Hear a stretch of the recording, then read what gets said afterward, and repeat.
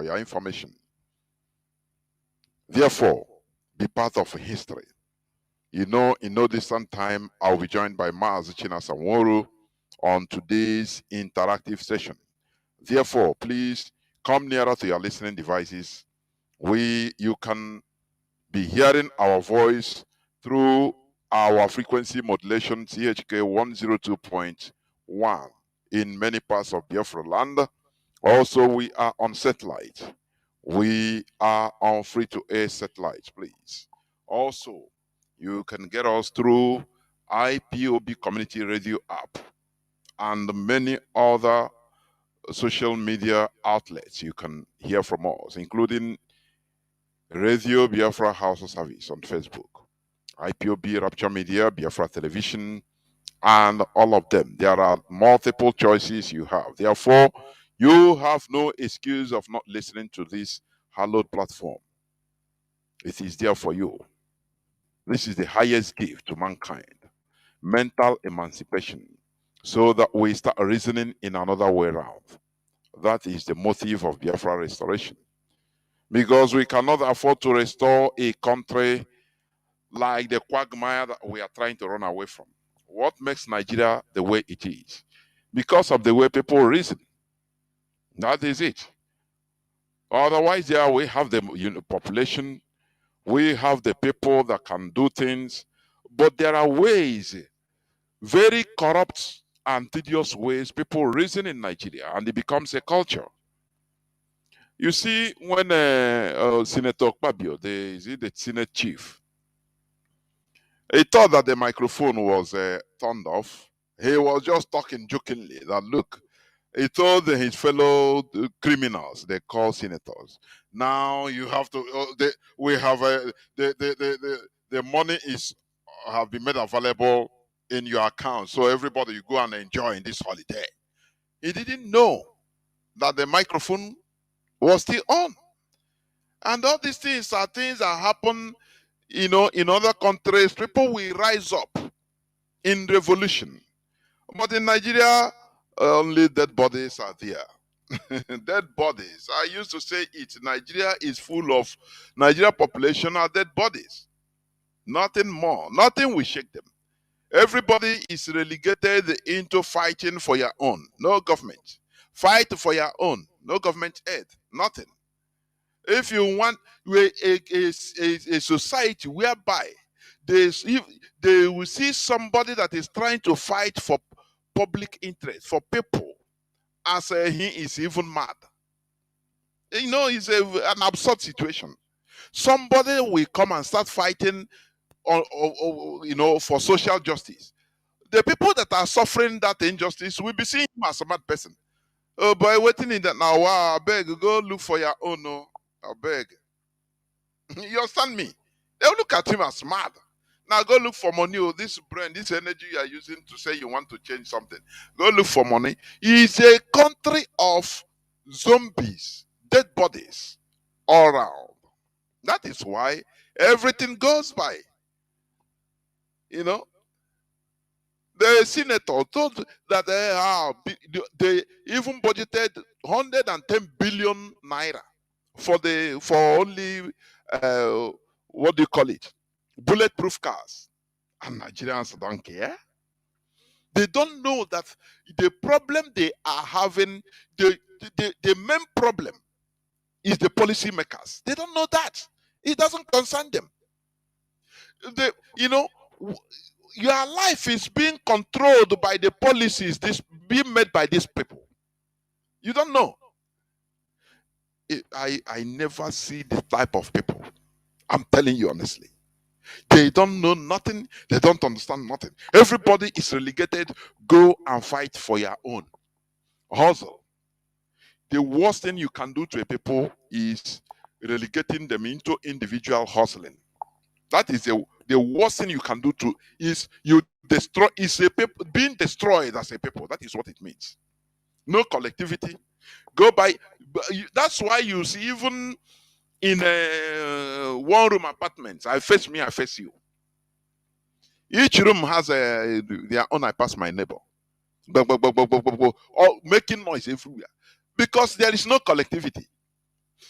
The people, even in the street, they cannot think about, say, okay, instead of us buying this, you buy this, I buy that, I buy it, will be polluting everywhere, making noise. Okay, why not we come together, buy one big generator, connect it, so that we be paying for maintenance from time to time.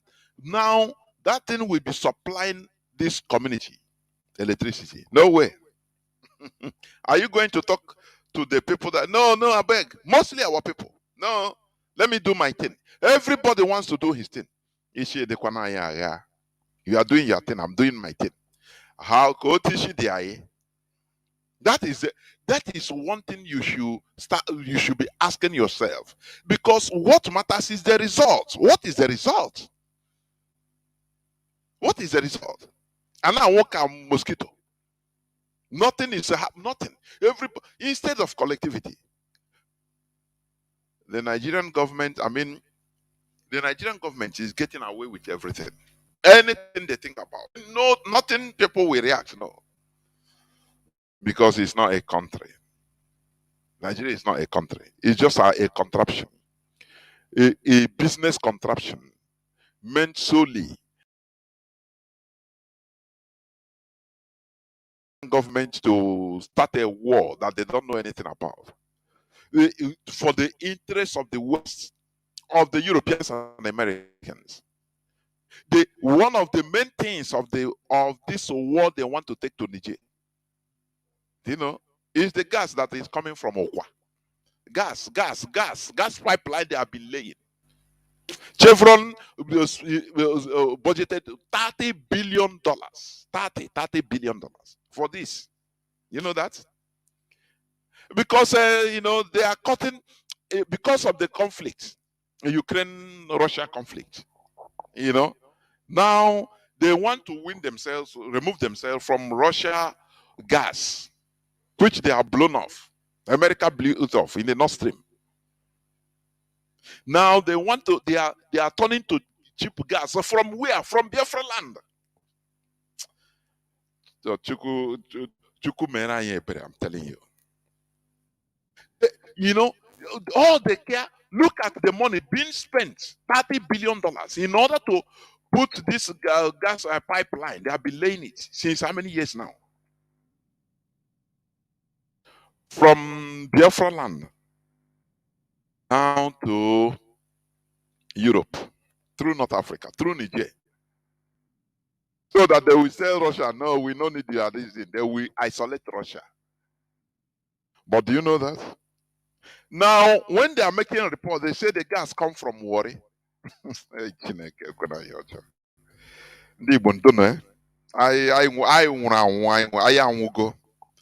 Mazi Nnamdi Kanu through Ipob is just trying to resuscitate us as a people. Honestly speaking.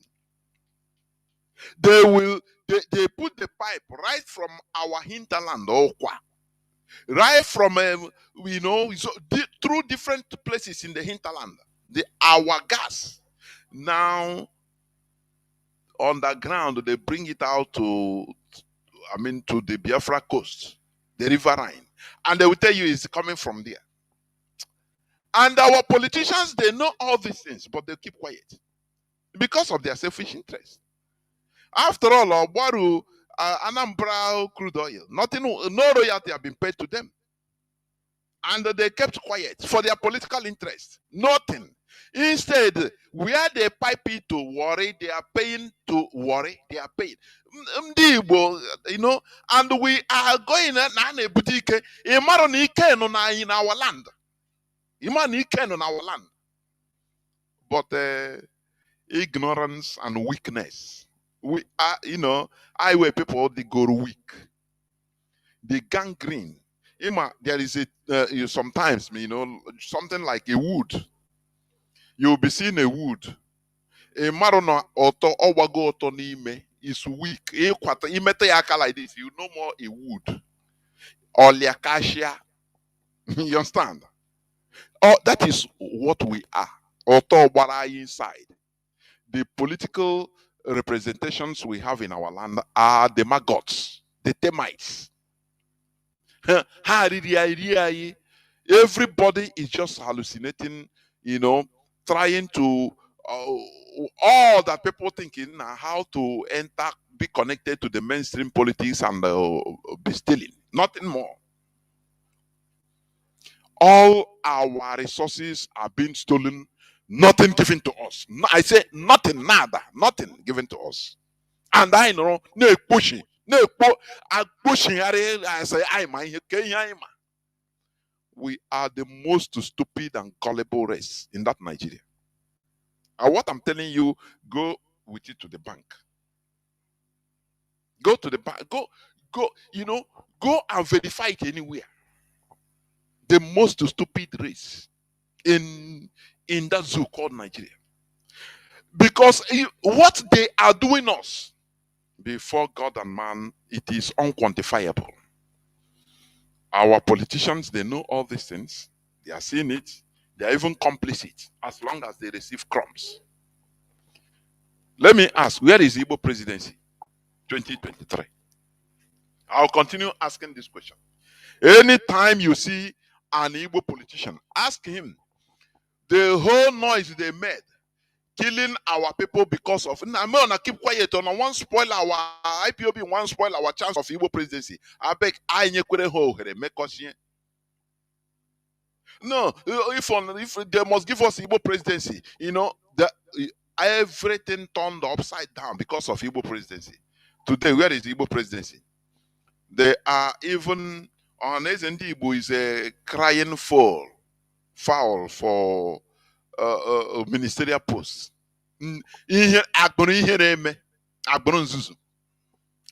Marginalized. Is on the news headline of today. Are you hearing me? Let me read the news headline. Marginalizing ministerialists. Southeast blows hot. Muse legal action. Always. Nothing. Where is Igbo presidency? If you see any Igbo politician, a Nigerian politician of Igbo extraction, ask him, Oga, where the Igbo presidency 2023? Where you threaten the thunder and brimstone? Where is it? Now, what they are crying for now is a ministerial post. Sometimes, I look at our collective nature as maybe there is something terribly wrong. I'm telling you, there is something terribly wrong. And when I hear wrong, a few months back, it is Igbo presidency. Or now, they are killing. They started killing our people in the name of Nnamdi Ipob. Killing. Rendition Mazi Nnamdi Kanu to keep him quiet, to give him gap for Igbo presidency. Now, all these things are done. IPOB even solicited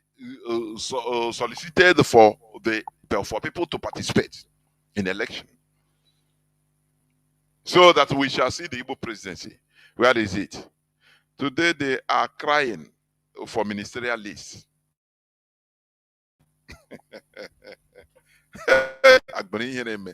Instead of joining to do something, join IPOB to back up IPOB in your capacity, so that when the people when even the caliphate, they will be afraid, but with their selfish interests allow them. They know instead they will go at the back. We go at the back and then sell everybody and say, nah, look, now this person talk more. This person he talk, he want us to support IPOB secretly. Already tomorrow, yeah, senator. Tomorrow, one maybe personal assistant to a cook in Asorok. They cook in Asorok. Our personal assistant to it, our secretary to a cook in Asorok. Because they have different, they use posts, they give out to posts anyhow in order to, pacify their supporters. You see, let them. That is why all these Igbo politicians, they don't come together. Each person is afraid of each. One is afraid of another. All of them are afraid of each other. Now, now before you know, so one person will just go and sell us in order for him to advance politically in Nigeria. That is the very piteous situation Igbo people have been relegated into Nigeria. They made the sabotage a very lucrative business, whereby you cannot talk with your brother. Something secret between you, between us. Tomorrow, even a cook, even a personal assistant to the governor can sell the governor. He will eavesdrop because he will call his Alhaji. Alhaji, I hear what this governor say in his bedroom. He say they should even try to support the IPOB secretly. That is very piteous situation. I know here we disease, very big disease. Korea, nebu ebu. Oh, that is why we don't advance politically. Nothing. You want to buy the oh yeah, I kucha se kai ku ise kucha ihe niile se ka oga like that. Le ihe game. Before you know, the next minute, one or two of us, I got the whole thing. Now, Mazi, that is how very pity. It's a very, very. The mess I know me all the more than we know. I'm telling you honestly, we are in a very big mess. That is why we come here all the time in order to sensitize, in order to make sure that we resuscitate our people to the right direction. Remember, our leader is Mazi Nnamdi Kanu, who is still in the enemy dungeon. No matter, notwithstanding the court order, the appeal court, the Nigerian appeal court has the appeal court, the Nigerian appeal court has ordered that Mazi Nnamdi Kanu should be discharged and acquitted. But up till now, nothing. The Nigerian government refused. They refused to abide by their own law. Don't you see how bad it is? Don't you see how bad it is? Since the 13th day of October, almost going to 1 year, 10 months now, the Nigerian Appeal Court has given out a verdict, the judgment, discharge. Mazi Nnamdi Kanu should be discharged and acquitted. And not only that, that he should never be tried in any Nigerian court.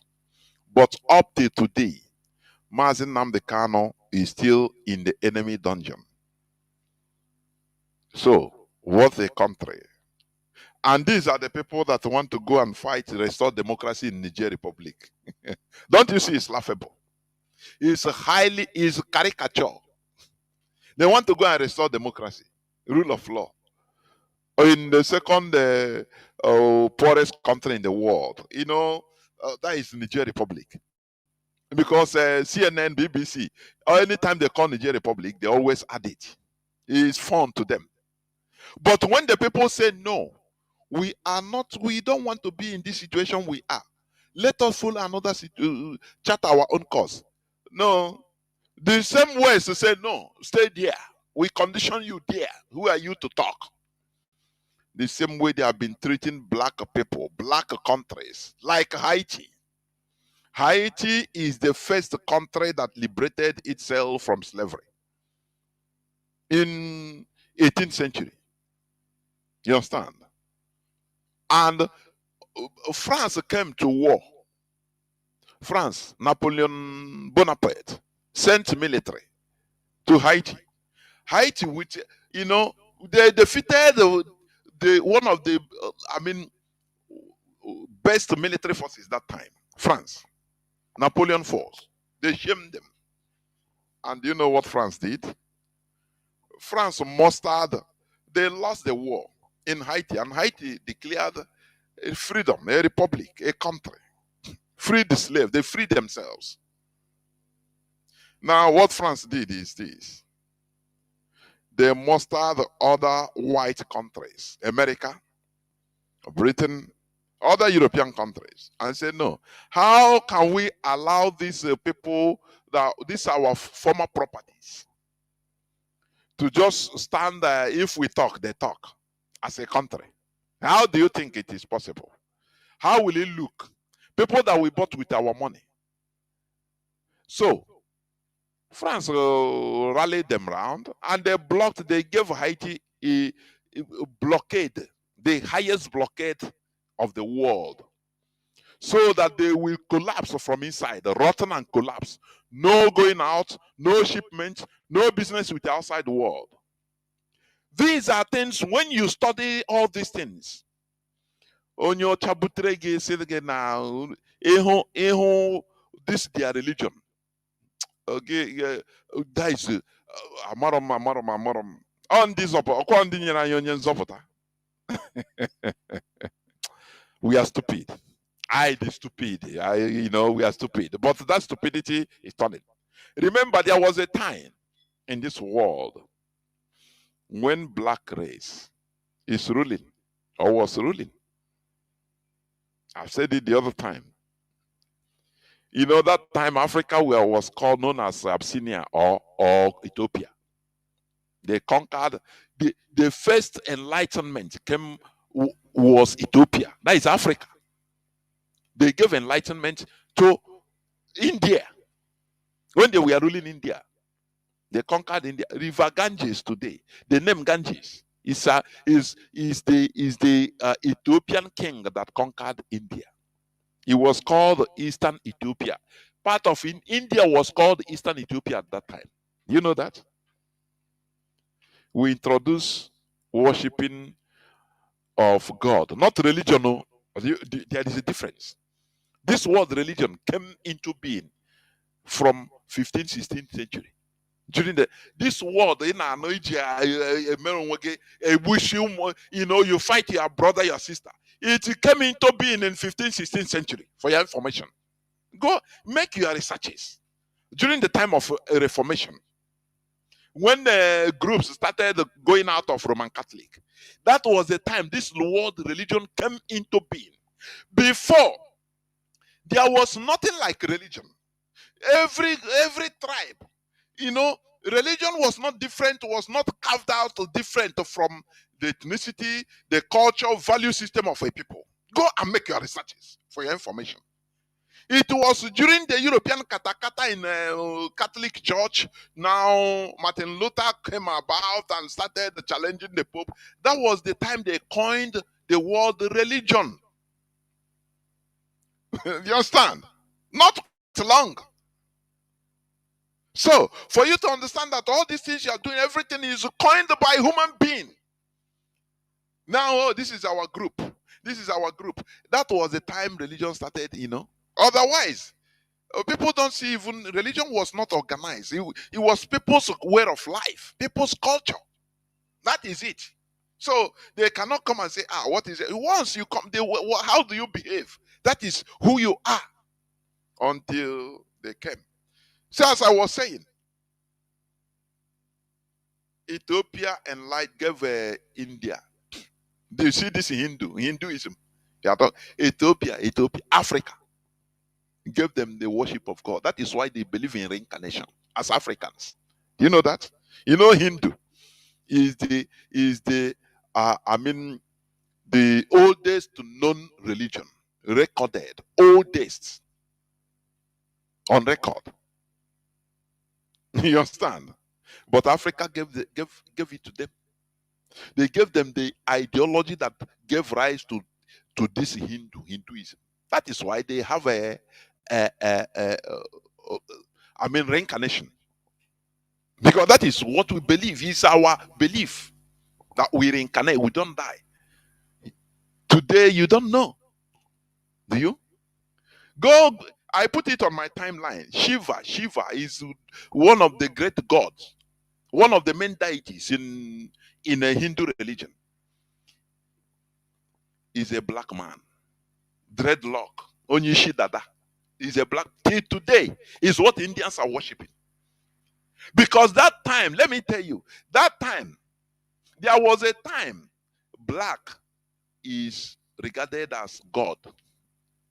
You know that? I put it on my timeline on Facebook, Jonas Raphael. Black people, black was regarded as God, or black people anywhere you are. You know, yeah, the same way you seeing white people today. Oh, it's a white Jesus. Oh, that was the same way we are being worshipped anywhere we are being seen. And the negative force, which is devil, because we use it, is regarded as white in color. Marco Polo said it, he made it. When he arrived in India, he saw it, how black people are being worshipped. And you see a black person, they kneel down, they worship him as a god. And they made a black person Shiva as one of their main god in Hinduism till today. But the history, normal history will not tell you all these things. Do you see that? They change history. Why people, they work hard. They tried very hard in order to change things, turn things upside down. Therefore, they put it as a black. Up before, it was vice versa. That is what we are trying. We should work very much more harder in order to bring out the real history. But it's a pity that some people are not open to debate. They are not open to at least reasoning. Oh, that thing, don't touch that thing I believe. Leave me, I believe it. That is a way to know a zombie, a dead body. How do you think that people that are stealing from you, people that in 1844, 84, 85, 3 months, Europeans stayed 3 months indoors, heavy think tanks, philosophers, all of them, they started thinking how to exploit Africa for 3 good months. How to exploit Africa forever. The result is what you are seeing today. They made Africa obsolete. They gave us a religion so that we believe that any person, Jesus will do it. God will do it. That is a program that the Europeans did. They conceived. That is what I'm telling you is man can create and recreate. What we are doing in this platform is to try to create it reproduce the status it will be. Understanding what I'm saying? Because the Europeans programmed it right from 1884 to 85. They stayed 3 months. What indoors? What do you think that they were discussing? No, tell me. What do you think that they were discussing? How to? They were planning. They planned how to, completely destroy us and run us over and use us in order to fight against ourselves. The same way they are using ECOWAS, Tinubu, in order to do their bidding. And they are ready to die on it. They are ready to do everything, because who put them in power there? Is it the people? No. It is the West. It is the West that put them in power. So they must, abide under the command of the West. If Tinubu venture refuse what America is telling him, remember, they will just only one of his crimes as a criminal. They will leak one thing, and you understand? He know it. That's why now you look at all of them. Alassane Ouattara, all of them, president of Ivory Coast. Look at all of them. Who put them there? Who put them there? The West. And you are thinking that it is your vote. No. You are highly mistaken. They are there for the West. That is the worst form of colonization. Using our own. Using people with the same color, the same thing, speaking our own language, using them in order to subjugate us. Had it been the white people are still here controlling us directly, it could have been visible. When you talk, people will understand. But when you talk today, they will say, "Who is your president? Go and hold your president responsible now. Come out to protest to hold your president responsible." They will kill you. They will send out military. They will shoot you into pieces, and the West will keep quiet. That is how It's just like this immigration. Let me tell you what is happening. This, immigration from Africa to Europe. You know what the Europeans, even there, these people are very, very shrewd. What they are doing, they are always trying to use the North Africans to fight, to do their dirty job for them. They will give them money so that they will treat you anyhow. Like the other day, Tunisia government sent black immigrants, African immigrants, into the desert to die. The border town between Tunisia and Libya. Just leave them there to die and die of hunger and thirst. They drove them there, left them. I watch it. I say, God. Who is doing it? The Europeans are doing it. They'll give you money, do this. Don't allow them even to treat them as you want. We will support you. Even if we come out to do lip service, don't worry. In United Nations, we support you. Nothing will happen. That is how they do. And they set up terrorists in the Sahel. One of the reasons of this setting up the West, Europeans and America, setting up this terrorism in the West is to loot. The main thing is to loot our resources, yes. And one of the things also to block the immigration paths, illegal immigration paths, the trans-Saharan immigration path to Europe. Do you know that? So that you enter, they kill you, catch you, do you anything, kill you. When you listen to horrible stories of people that pass through the hands of all these people, many are killed, slaughtered, in order to discourage, to dissuade the people from coming.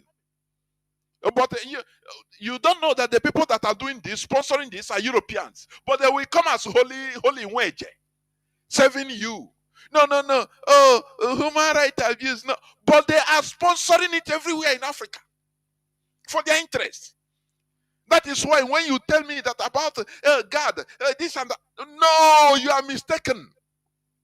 What matters in this world is your interest. As long as you can get away with it, commit that crime as a country. No problem, as long as you can get away with it. Do you know that? They made us weak using Christianity. God, remember God, when these Europeans, the West, are doing something, killing innocent people through their process, do they remember God? No, I'm asking you. When they put Niger Republic into the second most poor country in the world, whereas they are stealing their uranium, did they remember God?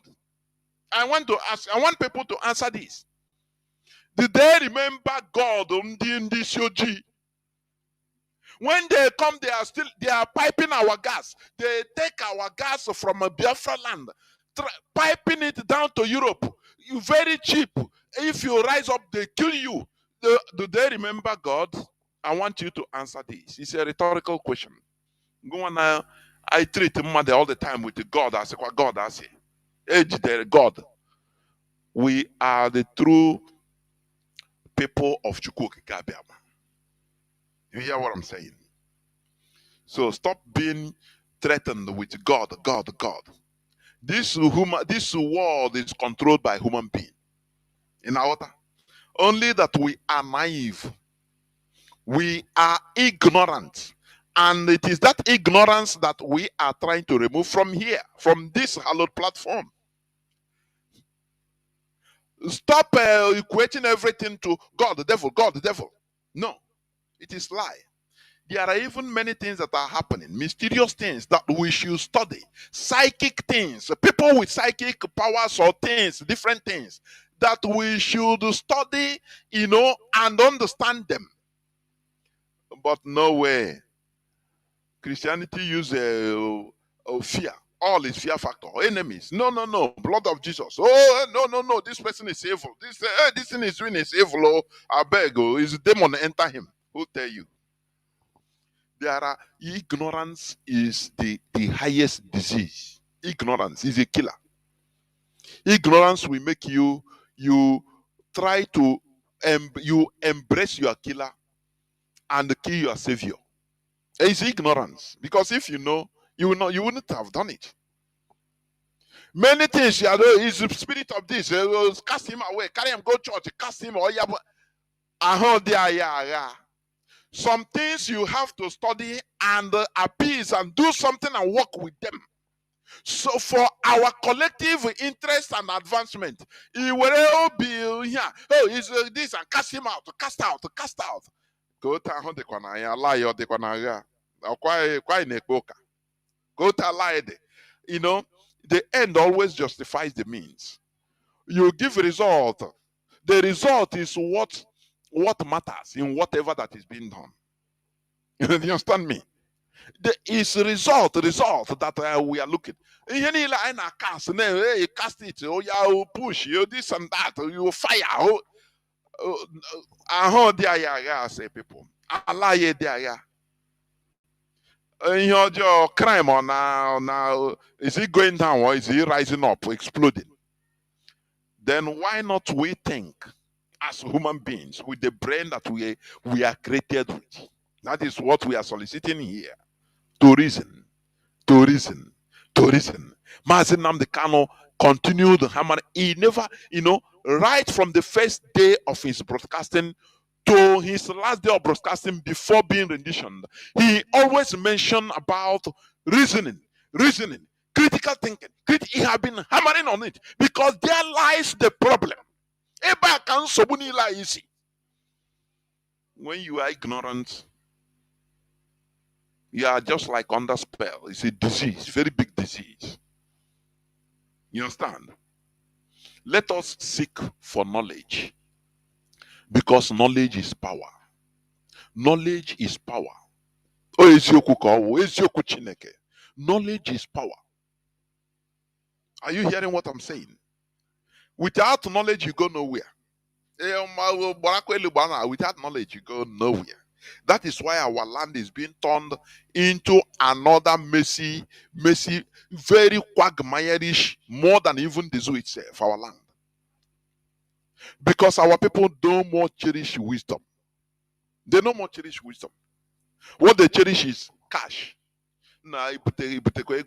You will see a no here, or name you don't know in Neanderthal, but the cash in Agba. Only on a nation, no, yeah, the best. How has the mighty fallen? It's very absurd.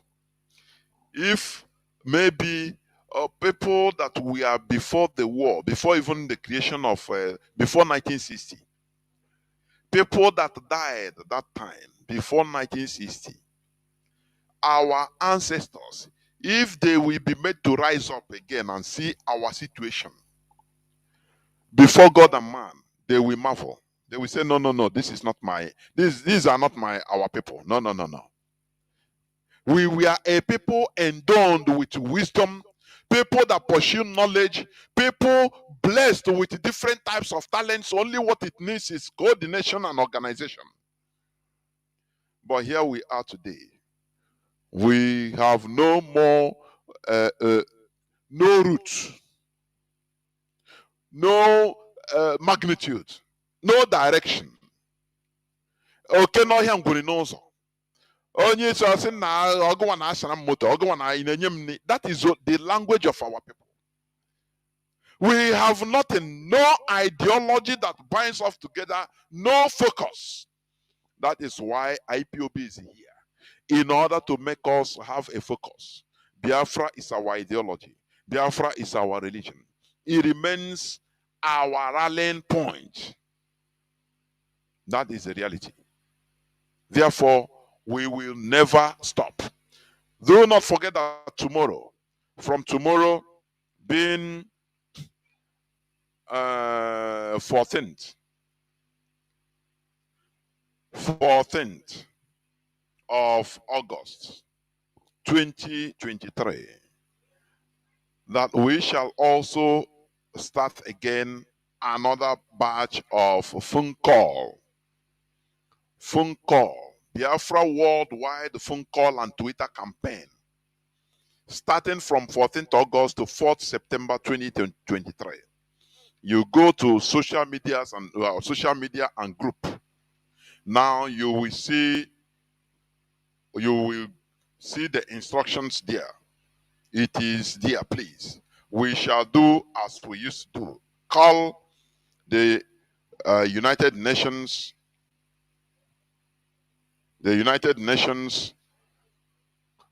African Union, White House, Russia Federation, China, the Chinese government, and all that are written in that flyer, please.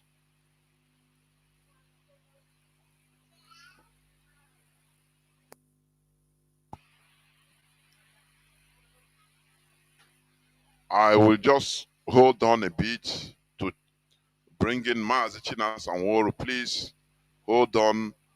Do not go away. I will be right back.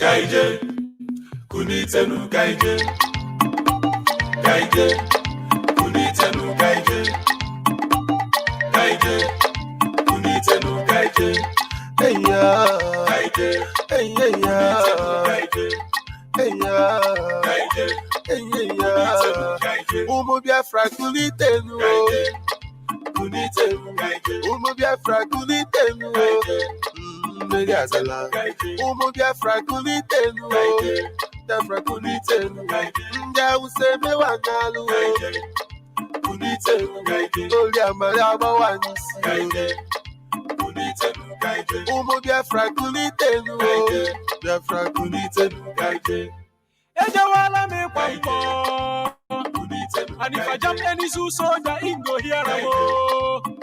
Say, you know, I get to do bucket, yo. Oh, nah. You get to gun, I get rocket, yo. Oh, nah, nah. I hear some babura rogo. I don't know. We be the true blood of Israel. They be the bloody Philistines. So we go take them one by one, and then go run. We be always saying a zoo. And you go and marry, yeah. No negotiation, yo. Everybody let's stand attention, yo. No violence, no resolution, yo. To hell with amalgamation, yo. Fighting for our right, brother, it's not a crime, Biafra is our right, Make gonna give us a Biafra. We are Biafrans, lovers of freedom. We a nation, no contemplation. Pull the trigger, shoot down the weapon. Shake that, give me the fire gas machine gun.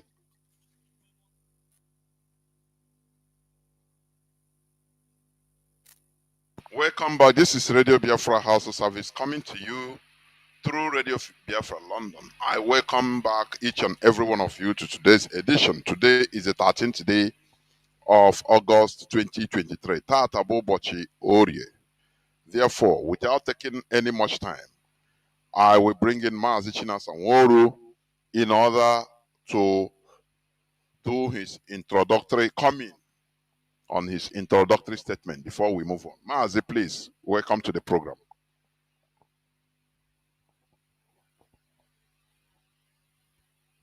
Mazi Chinasa, can you hear me?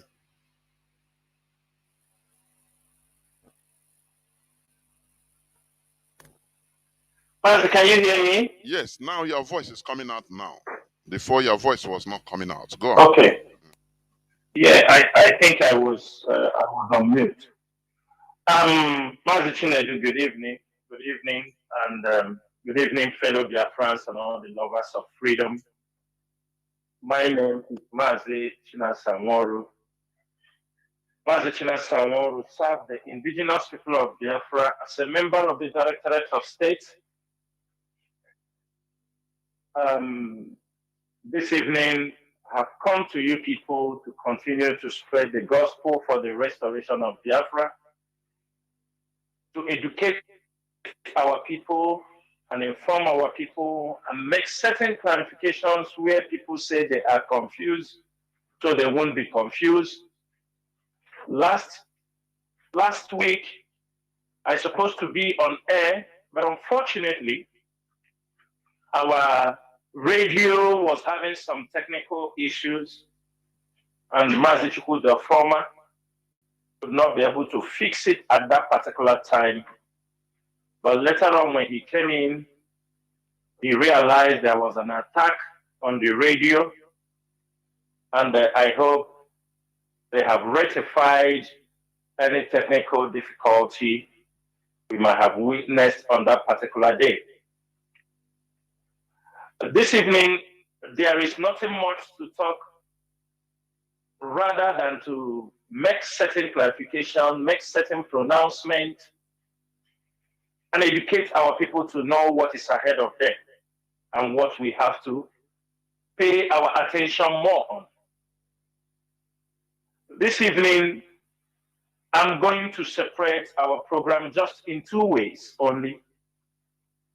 The issues that have been making waves on the social media the past few weeks over the document Onyendu wrote, the letter he wrote, and all the brouhaha surrounding that letter. All the challenges, all the lies, blackmail, peddle against the leadership of this movement in the absence, just to destroy the movement. But one thing is very clear. Our hands are clean. We have come with a genuine heart. Many Biafrans are fighting this struggle with a genuine heart.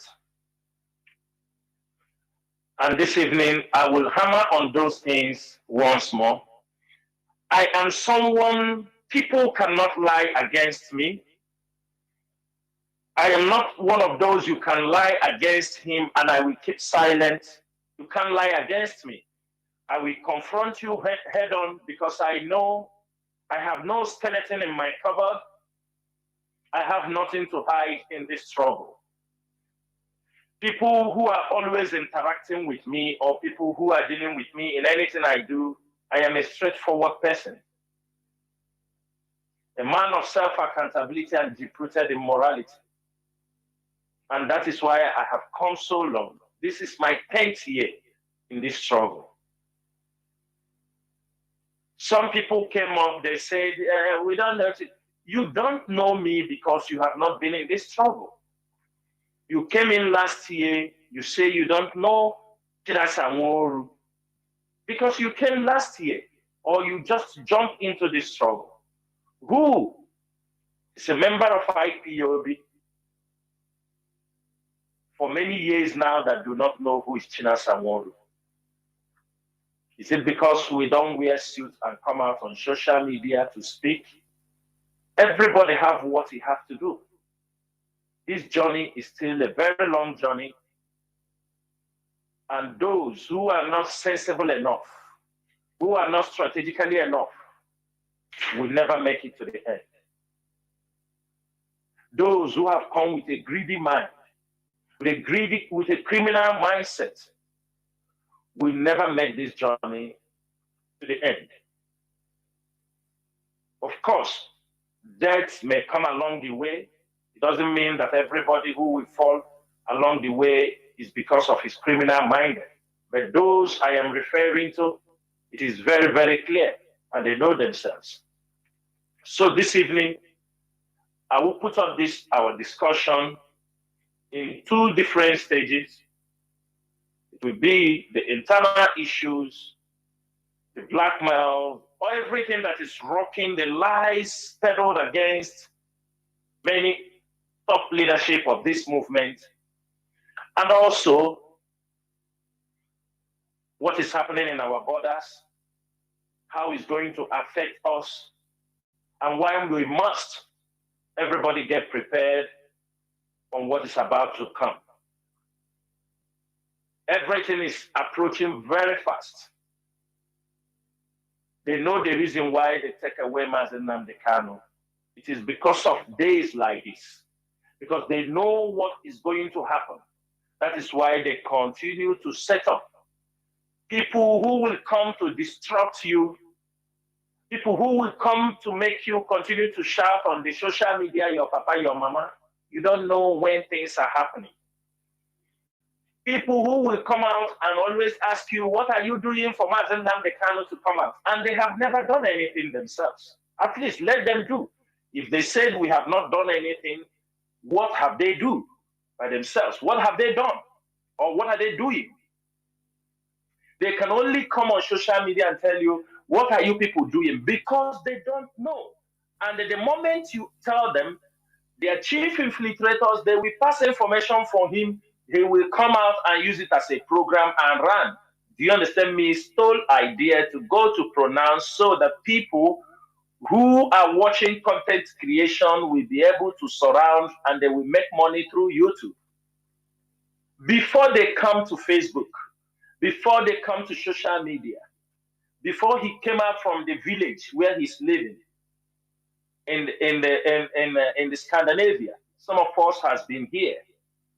And it is because we are here, many of us, that is what he heard, and he came out. But today, people have seen how they are working tirelessly, sponsored by the Nigerian government and the DSS, to make sure they destroy this movement, which they have failed.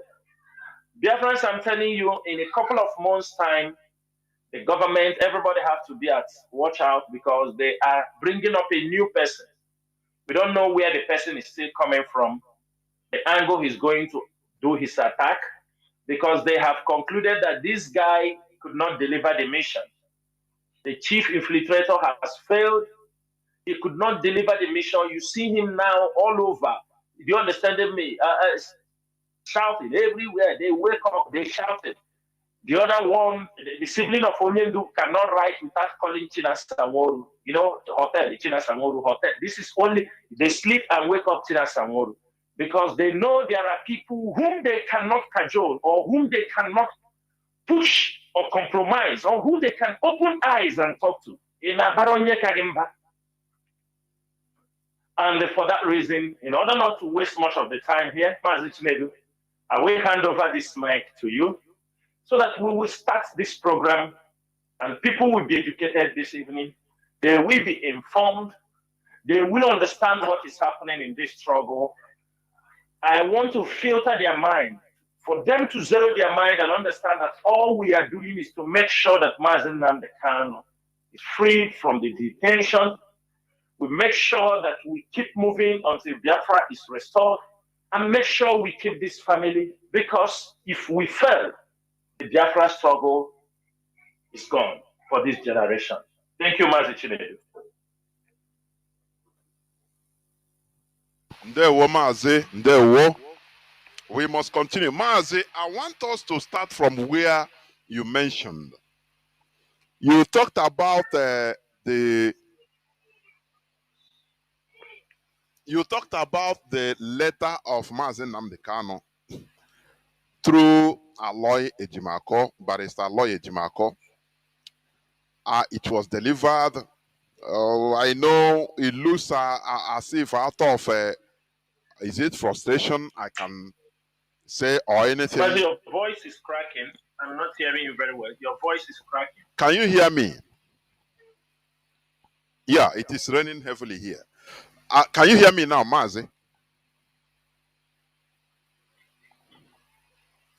Mazi Nasa, can you hear me? Mazi, I could not hear you. I cannot hear you, but I'm hearing you now. You understand me? I don't know if you can repeat the question you were saying, so it will. Yeah, I said. To pick it up. Yes, I said. Can you hear me? Can you hear me now? Can you hear me now clearly? Yes. Okay. Yeah, I can hear you. Yeah. What I was saying. Let us start from where you started, where you mentioned before.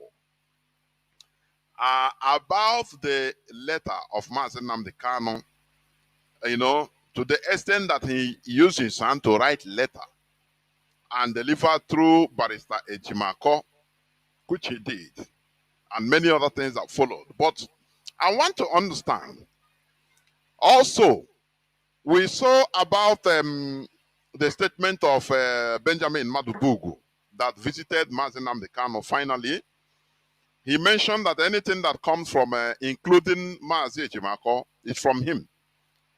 But people are asking now, what is the basis of attacking Mazi Ejimako? Please, we need clarification. People need clarification. What is the basis of attacking Ejimako in this issue? Please, that is the first thing I want to. Please, somebody is calling Mazi. I don't know when people are calling. When people are calling. Mazi, I don't know whether you understand me. Somebody called this line. Yes. That was what put it on hold. Do you hear what I said? Mazi. Do you hear what I said? Yes, I heard you very well, very clearly. Yeah, please go on. So, okay, Mazi. Okay. If you can mute from your side so that I can't get any. Thank you, Mazi. It's very clear now. Mazi, let me start from the question you just threw right now. Mazi Benjamin, this is completely 2 years. The leadership have tried all they could for Mazi Benjamin to visit Mazi Nnamdi Kanu in the detention facility. Many people have fought against it. Last month, the leadership also spent money to make sure that Mazi Jonathan, when Onyendu wanted to see him, Onyendu want to hear from him, because all this while, those who go to tell Mazi Nnamdi Kanu about IPOB, mainly his siblings. The siblings of Mazi Nnamdi Kanu are the ones that goes to tell Mazi Nnamdi Kanu. And the barristers, that is, the barristers is if we send them message, and we don't know other messages they used to drop for Mazi Nnamdi Kanu. But it is only Benjamin Madubugu, whom we know is an IPOB member. He went to prison because of this struggle. And for 2 years, we have tried. On many occasions, they label him all kind of things. They bring confusions. And all these things they did was to make sure that Benjamin don't visit Mazi Nnamdi Kanu.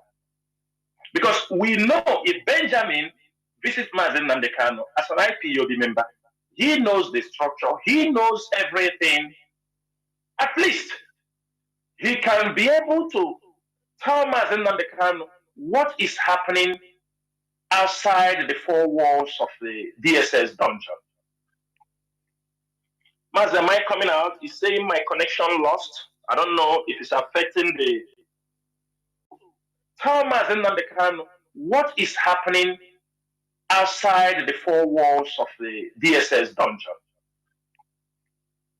Mazi, am I coming out? He's saying my connection lost. I don't know if it's affecting the.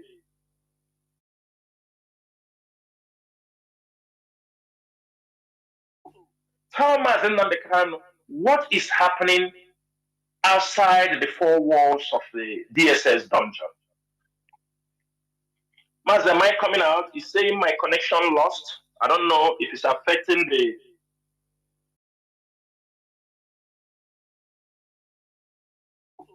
Tell Mazi Nnamdi Kanu what is happening outside the four walls of the DSS dungeon. Mazi, am I coming out? He's saying my connection lost. I don't know if it's affecting the.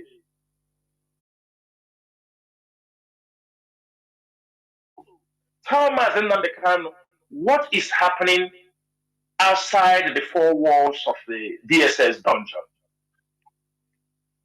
Mazi, am I coming out? He's saying my connection lost. I don't know if it's affecting the.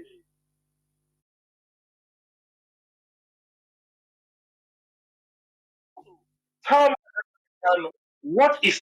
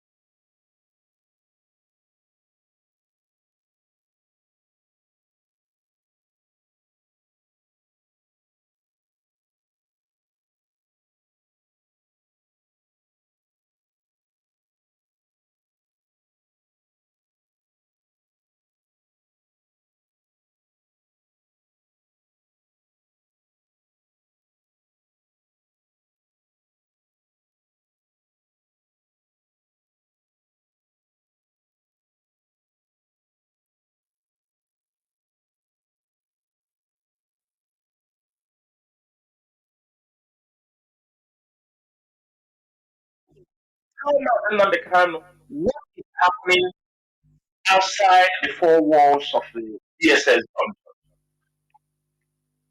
Mazi, am I coming out? Is saying my connection lost? I don't know if it's affecting the. I don't know if it's affecting the. Tell Mazi Nnamdi Kanu. I don't know if it's affecting the. Tell Mazi Nnamdi Kanu. I don't know if it's affecting. Mazi Chinedu, good evening. Good evening. And good evening, fellow Biafrans and all the lovers of freedom. My name is Mazi Chinasa Nworu. Who are always interacting with me or people who are dealing with me in anything I do, I am a straightforward person. A man of self-accountability and deep-rooted in morality. And that is why I have come so long. This is my 10th year in this struggle. Some people came up, they said, we don't know. You don't know me because you have not been in this struggle. You came in last year, you say you don't know Chinasa Nworu because you came last year or you just jumped into this struggle. Who is a member of Ipob for many years now that do not know who is Chinasa Nworu? Is it because we don't wear suits and come out on social media to speak?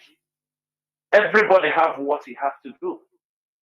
This journey is still a very long journey. And those who are not sensible enough, who are not strategically enough, will never make it to the end. Those who have come with a greedy mind, with a criminal mindset, will never make this journey to the end. Of course, death may come along the way. It doesn't mean that everybody who will fall along the way is because of his criminal mind. But those I am referring to, it is very, very clear, and they know themselves. So this evening, I will put up our discussion in two different stages. It will be the internal issues, the blackmail, or everything that is rocking the lies peddled against many top leadership of this movement, and also what is happening in our borders, how it's going to affect us, and why we must everybody get prepared on what is about to come. Everything is approaching very fast. They know the reason why they take away Mazi Nnamdi Kanu. It is because of days like this, because they know what is going to happen. That is why they continue to set up people who will come to disrupt you, people who will come to make you continue to shout on the social media, your papa, your mama. You don't know when things are happening. People who will come out and always ask you, what are you doing for Mazi Nnamdi Kanu to come out? And they have never done anything themselves. But I think it's fixed right now. So we must continue, please. Please.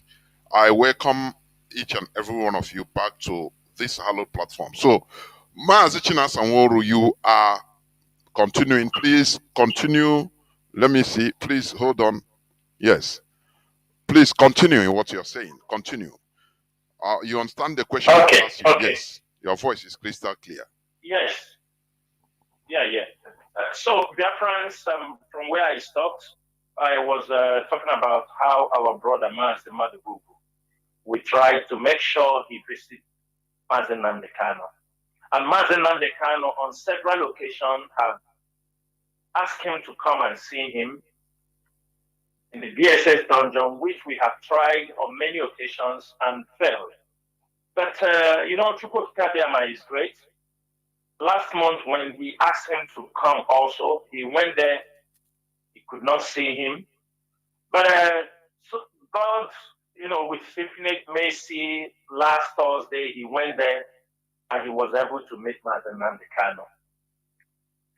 And we realized also for the fact that there is nobody from the leadership who goes directly or who can be able to communicate to Mazi Nnamdi Kanu, that people took that opportunity to blackmail IPOB leadership. They took that opportunity to blackmail everybody they think that will be a hindrance for them to be able to hijack the struggle. That was what has been happening for 2 years. Because I could remember the day Mazi Nnamdi Kanu was kidnapped, everything was in order.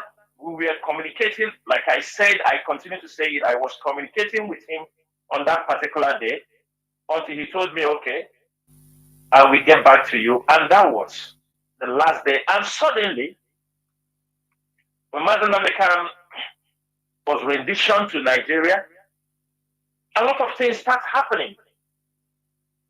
A lot start happening. In one of the things I wrote on social media about the letter was written by Mazi Nnamdi Kanu. But you see, one of his siblings, who is very good to come on social media, he has nothing to talk since they hold Mazi Nnamdi Kanu to talk about Chinasa and Nworu. I wrote that this message has been given for past 1 year, for a very long time. The letter is not coming new. And can any one of them argue that? That Mazi Nnamdi Kanu, why would Mazi Nnamdi Kanu even go to the extent to write a letter? Because, and they gave it to them, gave it to Aloy to present this letter, even though some of us are not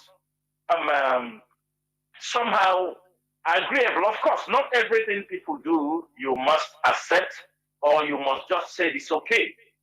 But for us, there was no need of even giving a written note. Why a written note was given out was because this message, Onyendu have continually sent this message. If you compare the time Abaribe met Mazi Nnamdi Kanu in December 2021 and heard what he said, that means from all that time, Onyendu wife have visited the husband also. There are people that have gone to Mazi Nnamdi Kanu, continually asked him about this sit at home, and he said he did not authorize anybody. After all, he's the one that told us to call up the sit at home off. The sit at home, everybody should remember something today.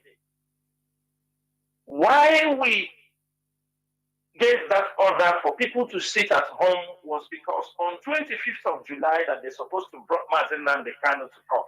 On 25th of July,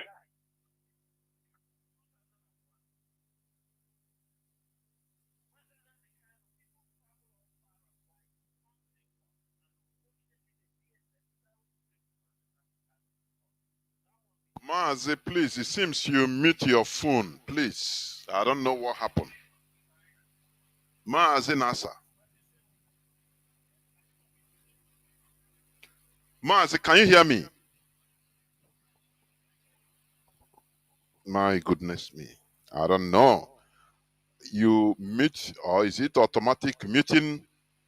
I don't know what is happening. But we must continue. Do not forget that we are still on this platform with Mazi Chinasa and Nworu. It doesn't matter the ups and downs that we are experiencing, we must continue. I think Mazi Nasa, I don't know what happened. Or is you muted your phone or something like that. nobody muted my phone. I didn't mute my phone. How can I mute my phone while I'm talking? No, I didn't mute anything. Your voice just ceased. It's not from here. It's not from here. Go on, please. And yes. So I don't know. So everybody's supposed to know.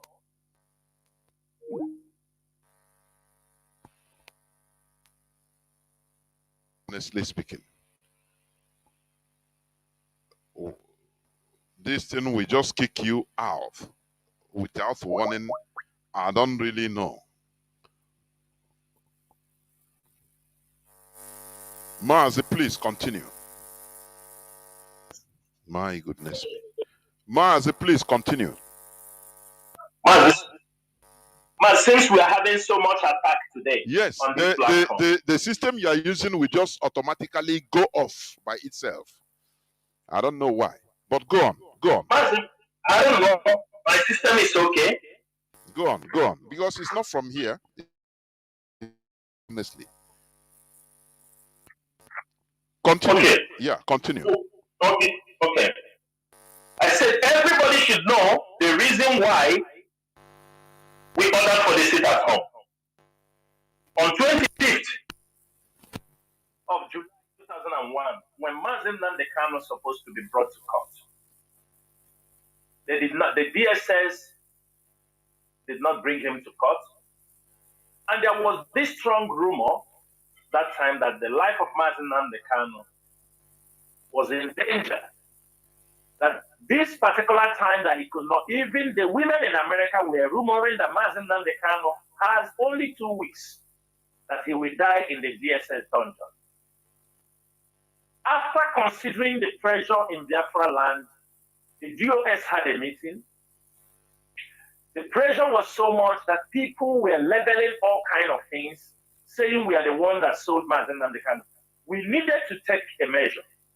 That was why we came together. We said, let's kickstart from here because we know the Nigerian government was waiting for us to march on the street or protest and people will be massacred. We said, let us follow it from this angle. When we called for the sit at home, we gave like 1 week before the sit at home was activated. None of the lawyers were allowed to see Mazi Nnamdi Kanu. The sit at home started on that Monday. We started that sit at home. That was the day. That was, I think, 8th of August or 6th of August. That was the day, 6th of August. That was the day they allowed Mazi Nnamdi Kanu, Ejimako, met Mazi Nnamdi Kanu that day. And he said we should call off the sit at home. But even though, within that 1 week, we put that sit at home, asking people to buy things for their homes, everything that we use.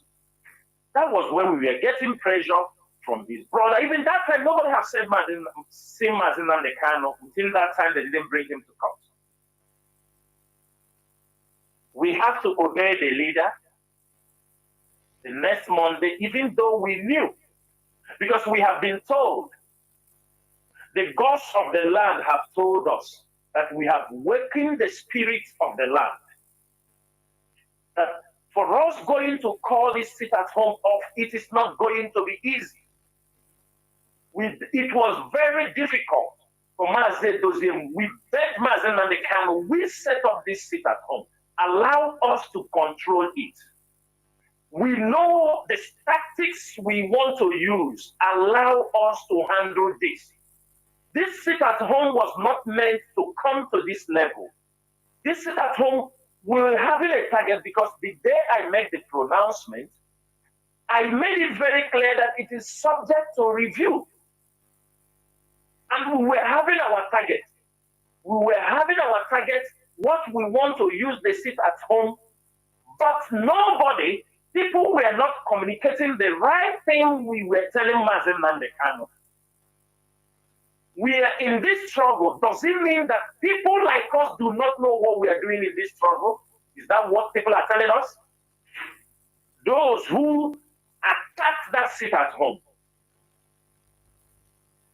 for the fact that we believe in the supreme leader, this struggle is a command and control. We said it was very difficult. We know how we said this sit at home. And at that particular time,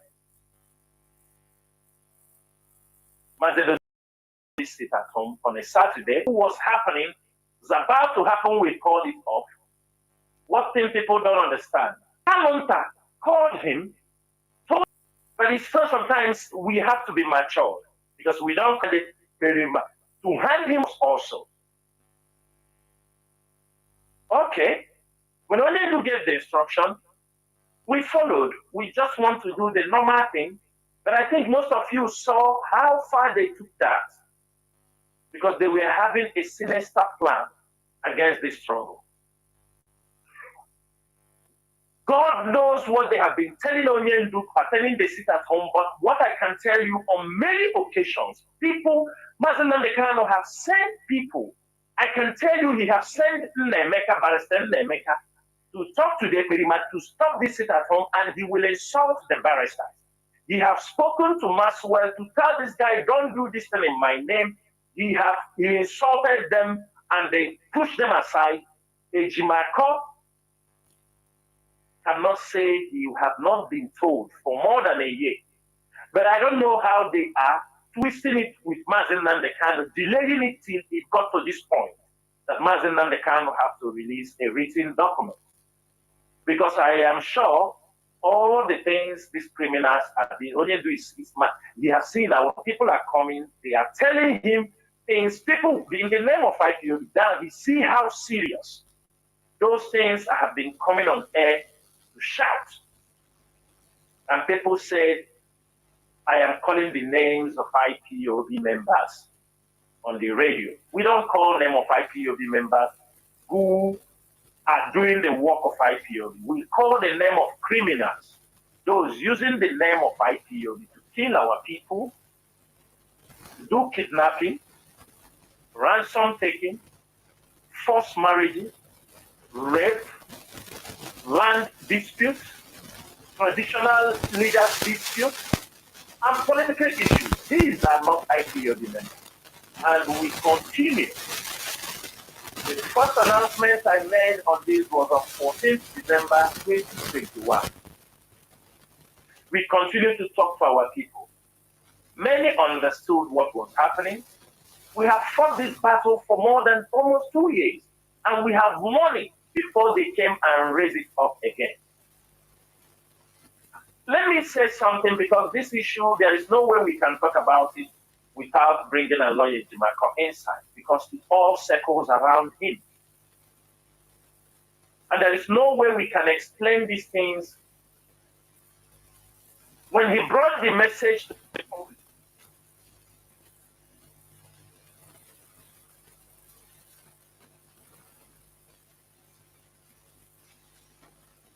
for a very long time. And I can tell you, Onyendu have even asked them to institute a case against Eberima in Finland over using his name for more than 1 year ago. But I don't know how they have been maneuvering it with Onyendu until he loses his patience. Let me make it very clear.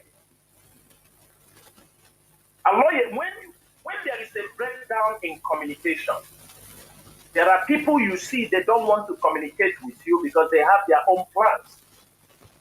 They have what they want to do. Ejimako does not like to work with any member of the GOS. Nobody in the GOS, the frontline GOS people that I know, who communicates with Ejimako because of certain reasons. It's not because of yesterday or because of the day before yesterday. Everybody knew when Mazi Nnamdi Kanu was renditioned from Kenya. The IPOB, at that particular moment, I can inform my fellow GOS member what is happening, or maybe what Barrister Joko said, or what Barrister Jimako said. At a point, some of them feel like as if there was something, maybe I'm not explaining things to them very well. I feel in that way. Some say, why can't say? These lawyers they are there in the social media. We can bring them among the GOS to speak to them, to understand how they are moving, how they are handling Onyendu case.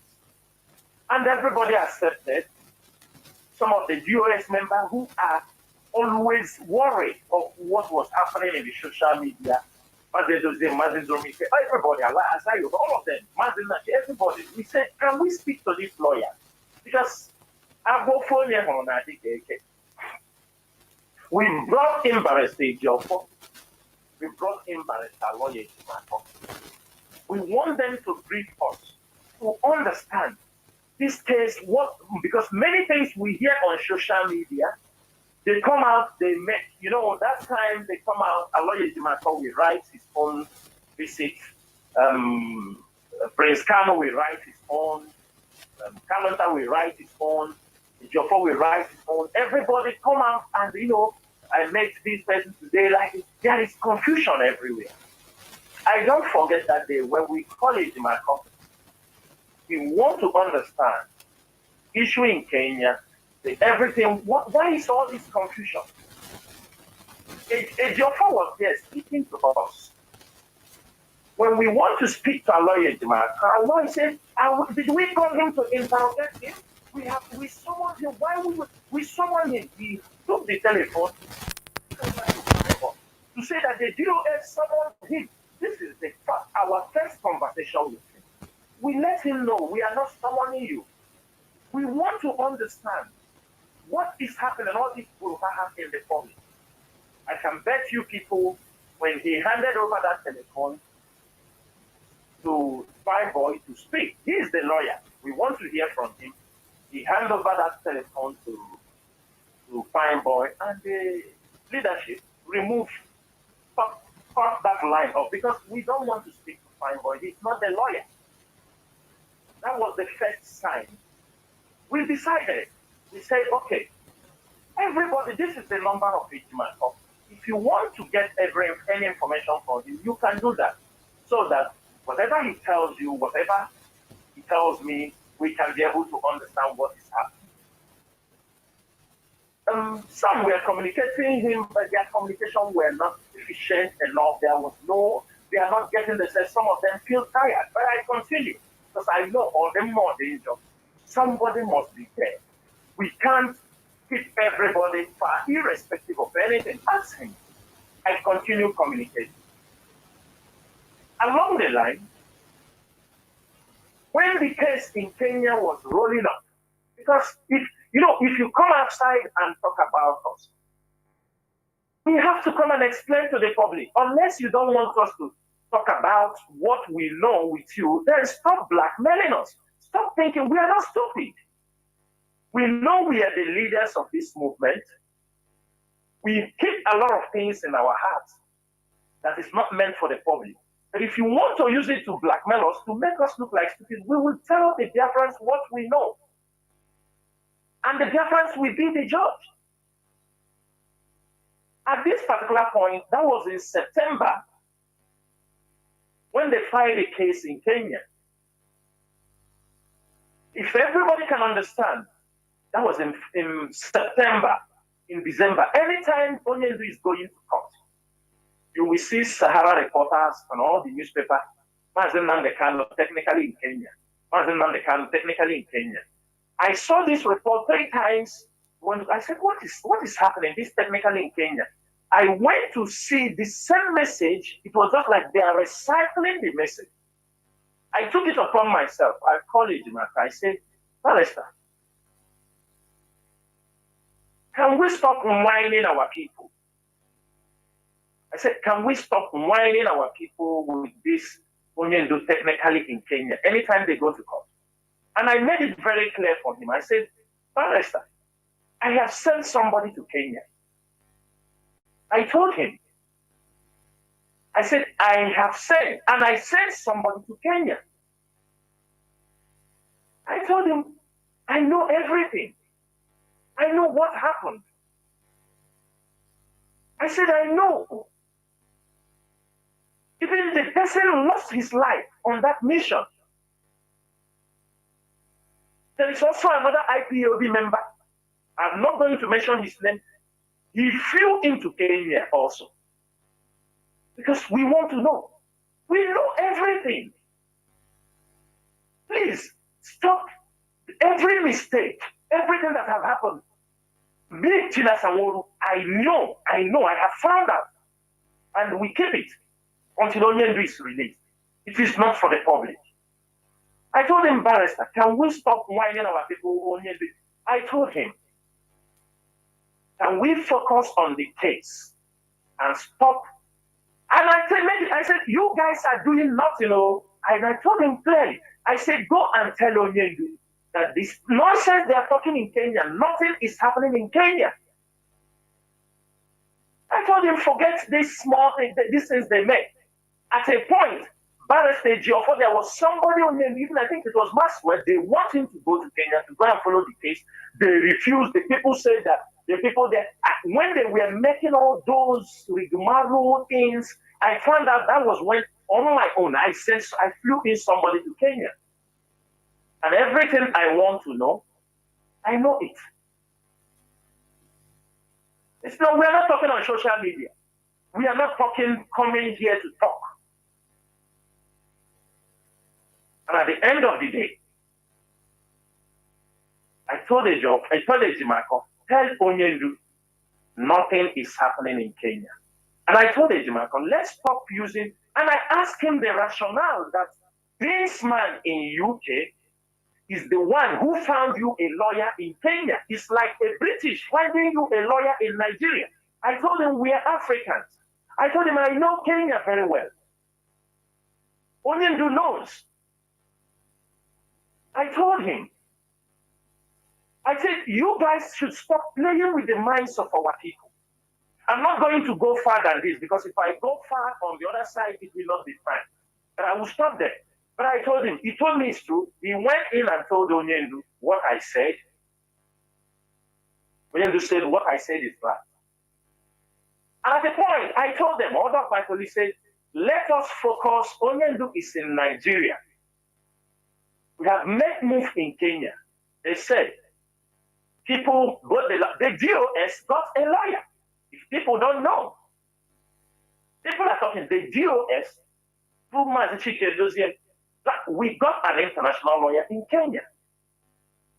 After making a move, all we did, we said, okay, Onyendu is in Nigeria, let's focus in Nigeria. If Onyendu comes out, if we need to do anything in Kenya, we will switch to that side. But for now, Onyendu is in Nigeria, let's put our energy in Nigeria. Along this line, Ejimako has not been very cooperative anytime we ask him questions. Ask any DOS member. When you ask him something, he said you are questioning him. You do him this, you do he. But for me, I don't care. When he do, also I raise my voice. When he want to do that, I will raise my voice.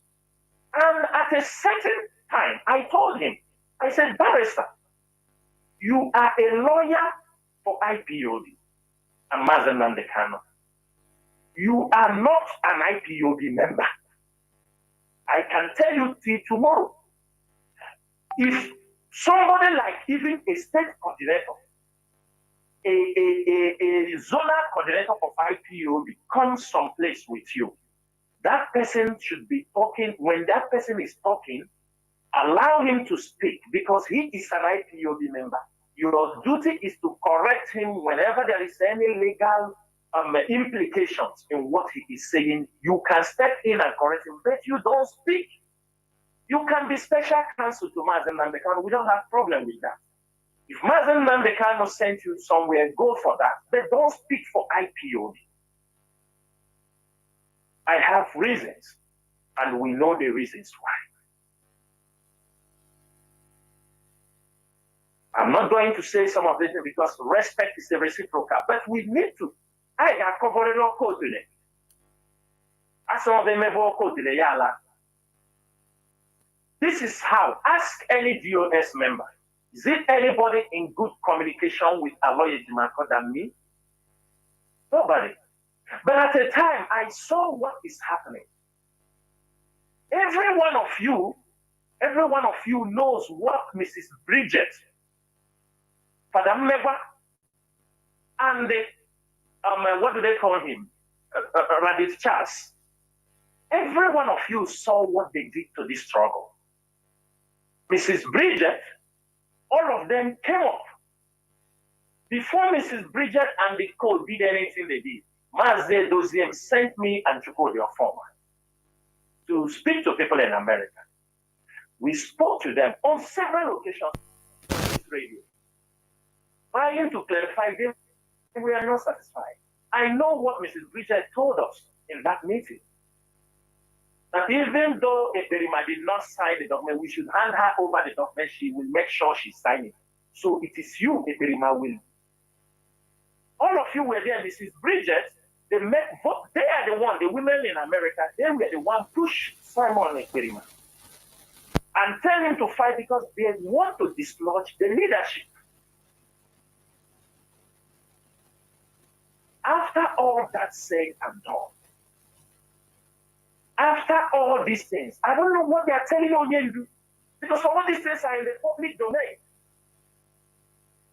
Every one of you saw when they make their vote of no confidence that they have removed the DOS, that the people in charge now is the Directorate of State Ministry. Every one of you knew about this. Every one of you knew that the women, Oyibo brought out a document. Even Oyibo went to the point to Onyendu's wife, asked her to authenticate the document that the husband told her that if anything happens to him, that she, Oyibo, will become the next leader for the indigenous people of Biafra. Oyibo, the wife of Oyibo, the Oyibo herself, contacted Lolo Kanu, seeking her to authenticate, to sign that says she have approved. Why Oyibo was doing that? One Darlington in UK, the man they used to send our address where Radio Biafra is sent, on one side, pushing Lolo Uchechi Okukalo to make a video saying that the leadership, since the leader is in the detention now, what is the man's name? One Darlington something, one old man that we used to use address in this thing.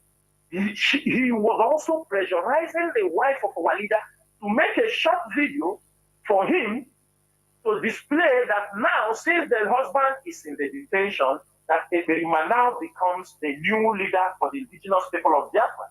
All these things were going on. Pressures were coming from all angles. At a point, all these things are happening, Mazi. That is where our anger, where Ejimako is, even deeper than that. All these things was happening. The social media, they're seeing everything. There is a meeting me and Mazi Dozim was having in America with some of our people from the GOS, a Zoom meeting. Some people in America, as I'm saying now, some American coordinators and people there know what I'm saying. Somebody in the meeting told Mazi Dozim that he will not take any instruction from him because he gets his instruction directly from Onyendu in the DSS dungeon through his lawyer. Mazi Dozim, he said he will not take any instruction from Chike Dozim, Mazi Chike Dozim. He said, which lawyer? It's Onyendu giving you people. He said he's getting his instruction on how to run America through Barrister Aloy Ejimako. Some of you don't know about these things. Mazi Dozim told him, if you are not ready to serve under me, because when informations are passed, the information that's supposed to push down to the regional or the state, he doesn't do it. He don't want to do it until he gets instruction. How can a movement survive with people of such mentality? And these are people that want to come back to IPOB. So Ejimako become a medium of instruction to them. Mazi, on that, Ejimako now, I don't know how he wake up. I don't know who gave him that impetus. I don't know who. How did even Onyendu know? Who started lobbying? Onyendu is in the DSS dungeon. Somebody is recommending him that Bridget and the Father Meva should be brought in as members of the GOS. When Mrs. Bridget and this group, when we have broken them, most of you heard the voice message of Bridget, where he was telling people, when we broke them from Onwata and with the Ferryman, he was saying to somebody that they cannot do much because every information about this struggle is controlled by the GOS, that they cannot operate unless, you understand me, they are having information from the GOS. They knew That is when they started, okay, since they are not having information from the DOS, they need to now plant people inside the DOS. Even the younger brother of Mazi Nnamdi Kanu put mouth in that subject also, that what we're supposed to do, we do not need to question, we don't need to ask anything as long as only do so. If we see something that will destroy the struggle, and we know that Onyendu is not being given the right information, you people are not telling him what is happening outside, then you want us to bring Bridget and Mmegwa, put them in the DOS. Irrespective of any plan, who will announce it? Is it Chike Doziem, the HOD? Then we are looking for who they will use and make that announcement. To put Bridget and Mmegwa inside the DOS. If we do that, the pressure come on me. I am not the one in position to announce it. Even if I come and announce such, how will Biafrans look at me? See how they want to destroy you for their own selfish interests. I told Ejima, the day Ejima raised that, I was very upset with him. The following day, I called him because I know to him, in a bad way for trying to even tell us like that. And I spoke to him. I told him, if you go back, tell Onyendu, say it is not proper. Even if you want to bring these people in the US, when he comes out and see how things have happened, he can do that. If he wants, the DOS is not for me. Tomorrow I may decide, Onyendu can come out tomorrow. When he come out and do this, and I told him I resign. I resign. I become a normal floor member. I am just serving the people of Biafra. I can do that. It's just because at this point, if anything happens, Mazi Nnamdi Kanu will say, we abandon the struggle that he left in our care. If not, I will resign, become a normal member, pay my dues normal, nobody calls me, no more 20 hours meeting, no more 30 hours meeting, no more 40 hours meeting for trying to fix things. I could remember what Ejimako told me. He told me what we are doing is just the behavior of the brothers of the prodigal son. That when the prodigal son wants to come back to the family, everybody listen, that it is, I told him the Biafra struggle is nothing to compare or quantify with the prodigal son. People are dying in this struggle. Prodigal son went and squandered money. We are not talking about money, we are talking about life of people. Bringing Bridget and Mmegwa into the DOS is a catastrophe. I don't know how to, I don't know how to show double face in my life. I will be the last person. Because I know what Mrs. Bridget have caused this struggle. I know what that woman has caused this struggle. But I reserve my comments. Because this is a woman that I respected, I give her attention, I explain things to her, but I found out she is a dear devil. Woman that is just destined to come and destroy. But for them, they think they are doing good. They don't listen. They don't even want to hear. Everything you tell them, it doesn't enter their head. They don't want to know. And how can you work with people who don't want to know? That was how this issue of Ejimako and all these things. And at that time, when Onyendu said to these people, and I explained to him this, expecting him to explain it to Mazi Nnamdi Kanu. No, they won't explain. The brothers, Kingsley, the brother of Mazi Nnamdi Kanu, came out and be screaming, we are disobeying Mazi Nnamdi Kanu. He gave us order, we disobey him. You see, that is the blackmailing word they use always. Mazi Nnamdi Kanu tell them to do this, they refuse to do it. You remember why I said this thing on air? Because he was blackmailing me, blackmailing the leadership. That's why I opened and I said, this is what happened. Because you are pushing me.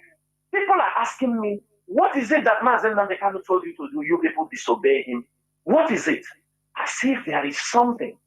And I know that when I open my mouth and say it in the public, Biafrans will say, what? And I can ask every one of you. Everybody knew what Bridget, Rabbi Charles, and Father Megwa did in this struggle. If they say throw a vote for them to come back, will anybody accept them? Is there anybody who will want these people to come back to this struggle, to sit with them and discuss? It's very impossible. Now, another point. When things are going not right, we're trying to, because we rely on them to pass information to Mazi Nnamdi, the one we can pass. But when you pass, sometimes he will ask me, you have information from Mazi Nnamdi? I say, yes, I have. And sometimes I know any information I give him, he will first ask Kalonta if he will tell Onyendu or not. If Kalonta don't approve it, he will not tell it to Onyendu. Because there was an issue. One day we called him in a meeting. I told him, this is 1 year plus 6 months. Mazi Nnamdi Kanu had been rendition. And I saw you came out to, you tried to exonerate the brother of Mazi Nnamdi Kanu and the secretary. That they know nothing about the kidnapping of Mazi Nnamdi Kanu and the kidnapping and about his rendition. That they don't have anything. They don't know anything about it. I said 1 year and 6 months. Why is it that Onyendu don't want to exonerate the GOS? That the GOS did not know anything about his rendition, because that is one thing. They have killed many people. That is one thing people have suffered. That is one thing many GOS members, it has become a stigma on them as people who showed Mazi Nnamdi Kanu. And as I'm saying this thing, I want everybody to just open your ears and hear what Ejimako told me. Ejimako told me he have never seen anybody who said that the GOS is behind the rendition of Mazi Nnamdi Kanu. And this was there's another lawyer there, man who was there. I said, did you say what? He told me he have never heard it. Nobody have ever said that GOS. I said, really? Ejimako? From that day, I became more careful whatever I would discuss with him. That was when I realized there is nothing. And along the line, most of you did not understand. There are some newspaper publications Ejimako was writing to defend Eberima. When they became, and every time when we talk with him, he tells us, hey, you people don't give me money. DOS, do they give me money? Who are we giving money? Which lawyer are we giving money? There is no lawyer. IPOB is taking. Most of them do this job, even help from their pockets. There is no money. They are the one meeting on the leadership. There is no money they kept for them to give to them. And we believe you that is meeting Mazi Nnamdi Kanu, if there is anything he's supposed to give, he cannot. If there is a case we want you to go for it. We will, because that is always you people give money. DOS, do they give me money? Maybe because we are not giving him money, he look for where they are giving him money. But to bring this story short, what the problem that leads to people to confront Ejimako is not because of the letter that Mazi Nnamdi Kanu, you understanding me, gave to him. The letter is authentic. Mazi Nnamdi Kanu gave that letter. In fact, the letter came late. Nobody, unless a stupid person like those, his conspirators, because they fight it, they know themselves. Nobody, no IPOB member or no IPOB leadership who did not know that it was Onyendu that gave the note. We all knew. But our problem was that when Ejimako was given that particular letter, he went further to go on the newspaper, on the television, Arise Television. That is where the anger comes in. To tell people that he knew all the things we are saying about the criminality in our place. Himself also knows issues where people's car have been taken. He knew that. We tried also to help to make sure those cars were recovered. Ejimako knew. When Baby, let me say this thing very clear. Everybody remember Baby. It is because of baby that we send men inside Uruala. Because Ejimako called. Then one day, there are people disturbing in their place. That they said they are ESL. I told him they are not. We continue investigation and found out that Baby and his gang have relocated from also when they were having problems with those people and went to Uruala and start attacking people in the marketplace. He called me and I told him, Barrister, these people are not our people. But you are our barrister. You cannot bring this issue, and we kept silent. I told him, don't worry, we will do our best. That was what led to haunting of Baby. You remember Baby that Nelly of Fable where they were promoting, supporting the one they were asking. Baby was terrorizing Uruala. Before we sent people in to make sure that Baby and his team were neutralized. How can at the end of the day, people committing crimes, you now come on the national television and say the same people of Simon is the same, they are the same followers of Nnamdi Kanu. How can you say that? When you know that somebody tell you he's an autopilot. This thing did not happen months back. He told you he had his own liberation army. He had this Biafra Liberation Army. He's the prime minister of a Biafran government in exile. You knew all this. These things are not new to you. And you say they belong to Mazi Nnamdi Kanu. Mazi, this is where the problem comes in.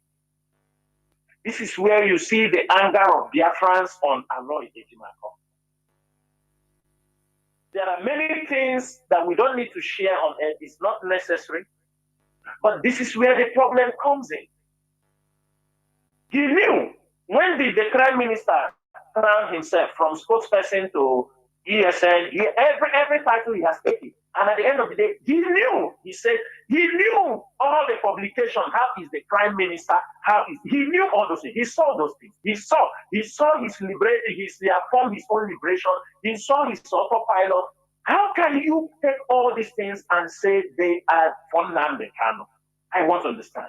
Unless there is something Mazi Nnamdi Kanu is telling you that we don't know, and if he's telling you those things, so what is the essence of Mazi Nnamdi Kanu telling you he did not authorize a perima or anything? Because that is where the problem comes in. Yes, Madububu came on air. He said everything the message they sent, it is based on that. Madububu is saying that I think Madububu will be coming on air tomorrow also, and he can clarify on that. Yes, the message Aloy brought to the public against the perima is from Mazi Nnamdi Kanu. No doubt about it. Nobody is arguing for it. That is how it is. But one thing is this. Why after 2 years? Why told the DOS to stop the sit at home from day one? From day 1, 6th of August, 2021. Then why going in the back? Because Aloy was one of the people who delivered that message that Onye to say we should stop sit at home. So if Aloy delivered this message in 2021, how can he go from the back also? Working with this chief infiltrator who is using, and he knew, we are telling him, he's in connection with politicians, he knows what they are talking that is happening. So, for people that don't know, for people that came into the struggle yesterday and start talking on the social media, you are one of the biggest fools. Why we don't talk much on the social media? Because it's a crazy world. Everybody have free, as long as you have data, you can type in something. It does not move, it does not shake us because we know the truth. Some people come, they said, what are you doing for Mazi Nnamdi Kanu? You want us to come and tell you? Is that what you're looking at? You think the system of Mazi Nnamdi Kanu is not our own system? Because we know there are things we need to make corrections since Mazi Nnamdi Kanu. Do you know how many consultants working for IPOB? Don't expect us to announce it on air. We will not do that. Our own is not, we are not looking for anybody to praise us. And I can say something here, man. You know, some of them come, they talk about, oh, Chike Doziem don't talk. Chike Doziem don't talk. I want Mazi, every Biafran here, everybody listening, after this broadcast, go and watch Ojukwu. Does Ojukwu talk too much? Ojukwu is soft-spoken. Have you ever seen Ojukwu talking too much? Mazi Nnamdi Kanu came, that is his own nature, his own style of leadership. And people must not be like him. If Chike Doziem comes up and is a soft-spoken leader, does that make him a weak leader? Take him out, let us see. Leadership is not about an individual. Leadership is about an institution. That is what we have created in IPOB.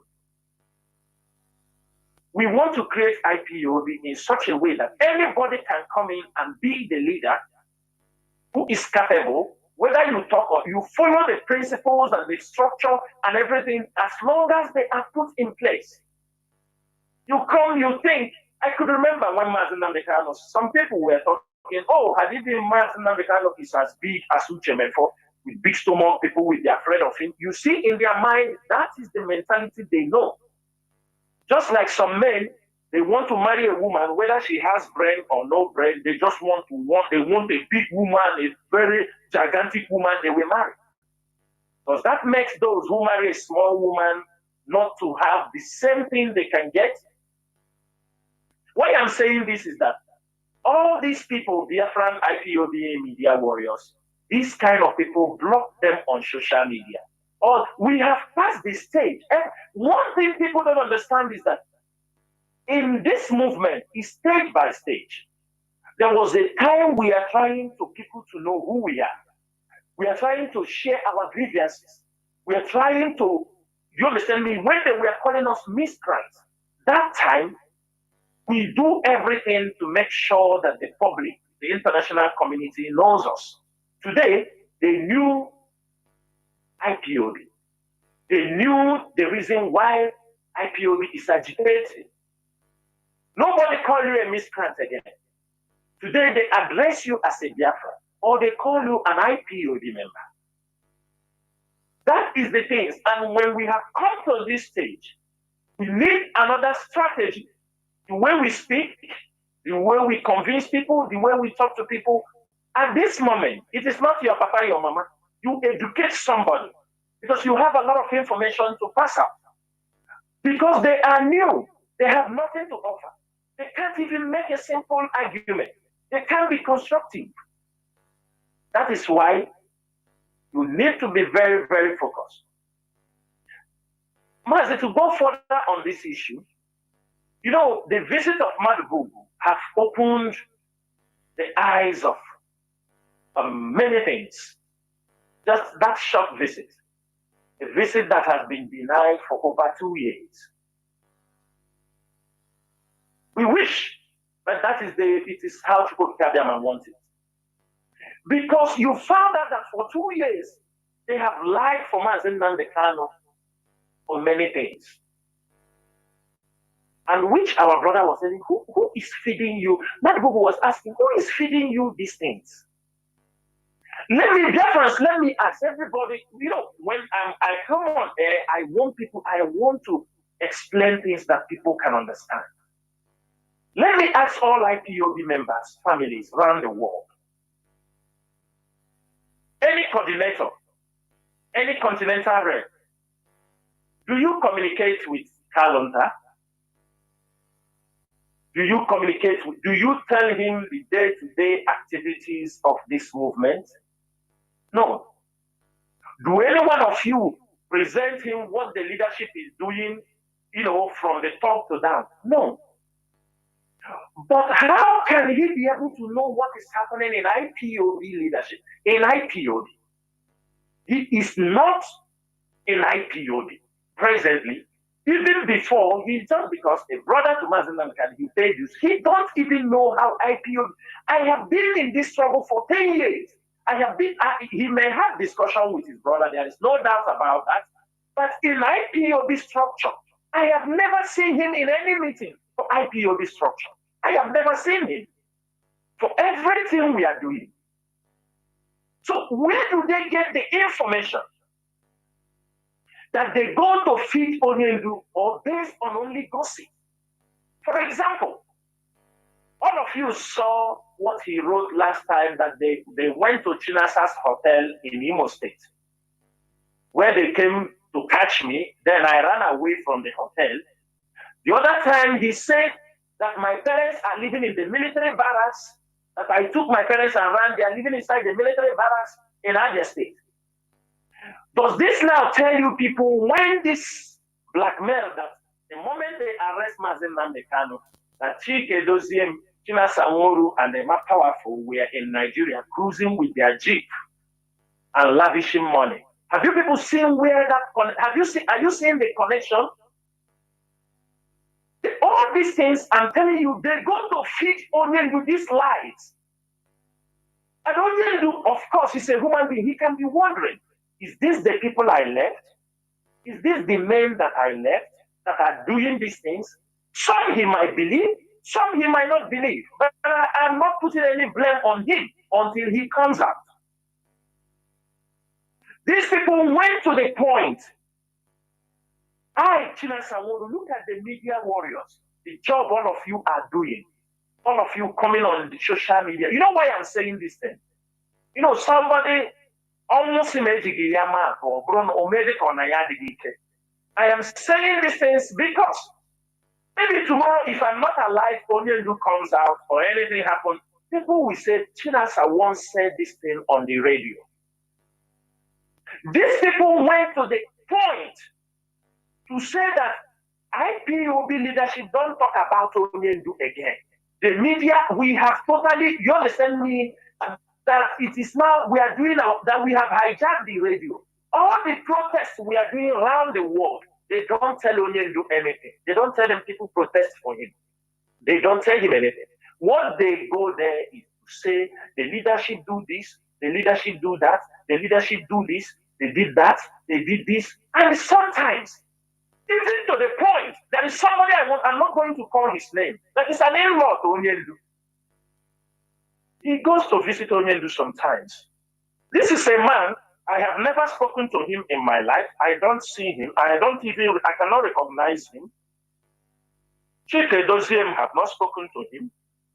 Because I know if me and Chike Doziem, let me say me, if me, Chinasa Nworu, have not spoken to him, automatically it's difficult to hear that Doziem has spoken to him, or Mazim Jurumike, or Azayoba, or Abani, if I have not spoken to him. A man who have not spoken to Chinasa Nworu before. You don't know how I look. I don't even know him. These are people, when they concocted, these are people who are setting all kind of lies against the leadership of IPOB. They don't speak with you. At least somebody says something, they will come to you and ask, I heard something like this. But they go straight, even to the point they tell Onyendu ESN is no more. It's just like to make him to give up inside the prison. That ESN, no, everything is, you understand me, IPOB is gone. It's only them now. Let me ask this simple question. Who among Onyendu family can compete the least IPOB media warrior what they are doing on social media for the release of Mazi Nnamdi Kanu? Which one of them is capable to do the job? I'm not talking about myself because I am on social media for 10 years, for more than 10 years. And my message is only one, restoration of Biafra. Anytime Mazi Nnamdi Kanu is being detained, I will also continue fighting. And somebody will go and tell, they are feeding Mazi Nnamdi Kanu with lies, making him, even they want him to go crazy because when he's there, he says, so the leadership have abandoned me. Sometimes whatever he said, you may not blame him. Mazi, can I cut in here so that you continue with the flow? I want everybody to listen very well. Have all of you forgotten? Released by Kalonta. Mazi, can I cut in here? Mazi, can I cut in here so that you continue with the flow? All these things that are happening, and these are the grand plan of Mazi Nnamdi Kanu being kept in order to destroy the movement.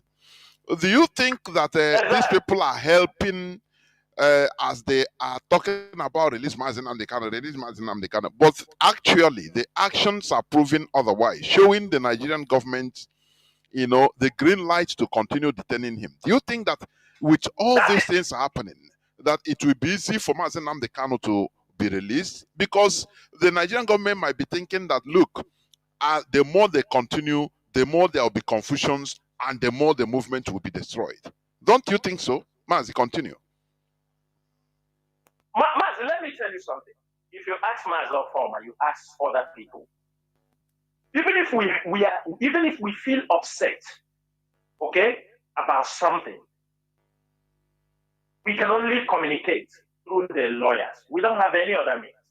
Sometimes also, somebody like me, I don't communicate. Reasons, I have reasons. Mazi Nnamdi Kanu is in the hands of the enemy. Messages, if you pass a message to somebody who don't know the foundation or like a signal for the person to understand, they may not effectively communicate that information. We don't write. Mazi, are you understanding my point? Maybe we are not happy. We understand those things. And that I want to ask every one of you, because I'm saying this and know what happened in the account in America. Is it Chike Dozian that closed the account? That Chike Dozian was the one that closed the account in America. Come enemies, because we are there. If I am lying, come at it. Say, this is true, it is not. But today, that's coming from Kingsley, Kanu. The account in Italy, I call account were closed. Contradicting ourselves that Mazi Nnamdi Kanu banned the publish it on social media. We were exposing what they were doing, and they were not happy because they were using him to do certain things. This document was in the public domain. So if only to ban the DOS, not to speak about Simon Ekpa. Now ask yourself, Onyendu said, make a paper disassociating himself. Also, if we want to be selfish, we will say, let us wait until Onyendu leaves the ban. Until he leaves the ban, that DOS should not talk about this. Mazi, are you understanding what I'm saying? Because we know what all that the game they were offering. The documents are there. They shared it on social media. Mazi, when I start shouting about Asari Dokubo, when I was screaming about Asari Dokubo in Imo State, because I knew Asari Dokubo was working. I knew Asari Dokubo was importing. At the early stage, it was OSPAC that Dave Omahi, it was OSPAC that Hope Uzodinma was working with Wike. OSPAC, they continue to kill OSPAC in Imo State, kill OSPAC in Imo State. I mean, Hope and they Wike went a different way before he contracted Asari Dokubo. Mazi, do you believe that all that time Asari, today Asari is also shouting everywhere his private army, he's saying how he came in Imo State. Do you believe that when I was shouted and Powerful was writing press release against Asari Dokubo, they brought a message that Onyendu said Powerful should not write about Asari again. Because Asari was working with Hope Uzodinma and they have a business with Hope Uzodinma. I am saying it on the radio. Powerful is there. They told him, don't write about Asari Dokubo again. If you write about Asari Dokubo, this will happen to you. What are we doing to ourselves? Then Asari grew wings until they saw Asari in Aso Rock, where he was pronouncing how they will kill, don't release Mazi Nnamdi Kanu. All of a sudden they wake up. They come to tell us, hey, nobody is saying that we are there. Asari is attacking Mazi Nnamdi Kanu, nobody is saying anything. That's the way. Why all this? Are we not big enough to take decisions that we make this problem go forward? Let me tell you people one thing. Denial and shifting blame is a very big war instrument. People should know that. Denial and shifting blame is always a strategy by secret service to dislodge a movement. It's not getting moved. This is what we have gone in the hands of our people. I don't want to talk about the ones they lied against me, because I know record will not lie. As Nnamdi told Onyendu that she has given me 30-something million. And I said, oh, okay, maybe the accounts are there. She can, when Onyendu come out, I will make it public. There are things I will never want it to go under the table. I start to ask. I said to myself, when was the last time I had anything to do with Nnamdi? Because why I'm saying this, these are information that come out. I said, I hope she has the record. I have said this thing on Radio Biafra on many occasions since 26th December. 26th December 2021. Everybody put this date down. 26th December, that was the last till date. This is the last day I have anything to do with Nnamdi till today. This is the last day I stopped requesting anything from Nnamdi. The last day I have spoken to her. The last day I have given her any message till date. Reasons are there. There are reasons. One man on the Kanu was rendition. He gave instruction, if we need anything, we can take it from Nnamdi. Money for things, and we know the site he's talking about. I used to send Nnamdi messages of our fallen people, people to bury, people that have cases that they bring out. I'm sure any transaction she makes, I am 100% sure she has the account.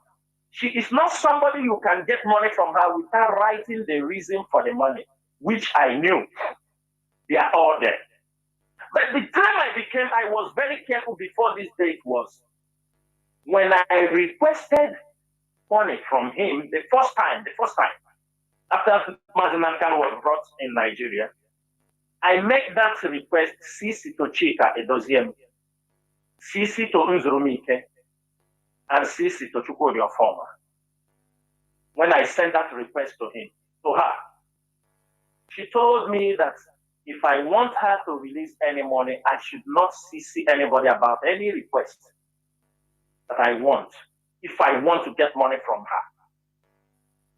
That I can only send it to her. And I didn't feel comfortable. Because I know the way this woman behaves. I said, if I do things only with this woman, why not I've to them I say one day. And the same message, because when they will talk to tell Mazi Nnamdi Kanu, they'll just come out and they will start blackmailing you. I know, I think ahead of them. The same message she sent for me, I sent it to Mazi Ofoma. I sent it to HOD, sent it to Mazi Nzurumike. I said, see, I'm making a request, but I want people to be aware that I'm making a request. But this woman told me, if I gave anybody CC of my request, that she will, then Mazi Ofoma advised me, this is a simple thing, make request to her, and just for her to see, then you send a copy to a museum, or that's all. I said, okay. So any request I make for her, we make screenshots, I send it to Mazi Museum. And most of the requests was people in the court.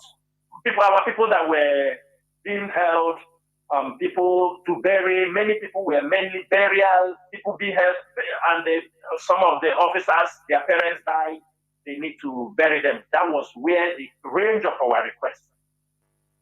Now, on 26th, I made a request about some of our members in the prison in Abuja, which Mrs. Segole was inside, Ngozi Adade was inside. Many of them were inside in Abuja. Mazi, do we need all these details? Is it not so detailed? Yes. No. Mazi is very, because that accusation is there. Are you understanding me? I'm saying it because the accusation is there. I may not be here tomorrow. We don't know. But I'm saying I just want to cut it short. Mazi, at that particular time, I asked this woman, there are people in the prison in Ebonyi State and people in prison in Cross River. When I ask, I want to say why I stopped communicating to her, asking her for anything. That's where I'm coming to. When I asked her, I asked her to send money to people in the prison. It was during December time, there was cold, and some of them are still in prison. They're still in prison till today. They're still in prison.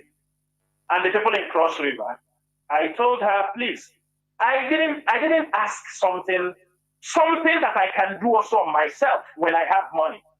Send Ebonyi people 200,000, send people in Cross River 150,000. She told me she will not do it.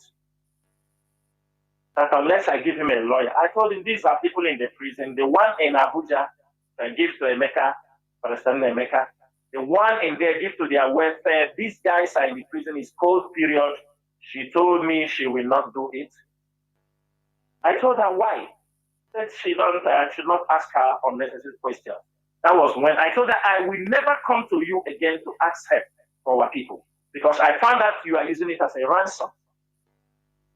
She told me, if you don't come to me, other people will come to me. Until today, I never go to her because I'm a man of principle.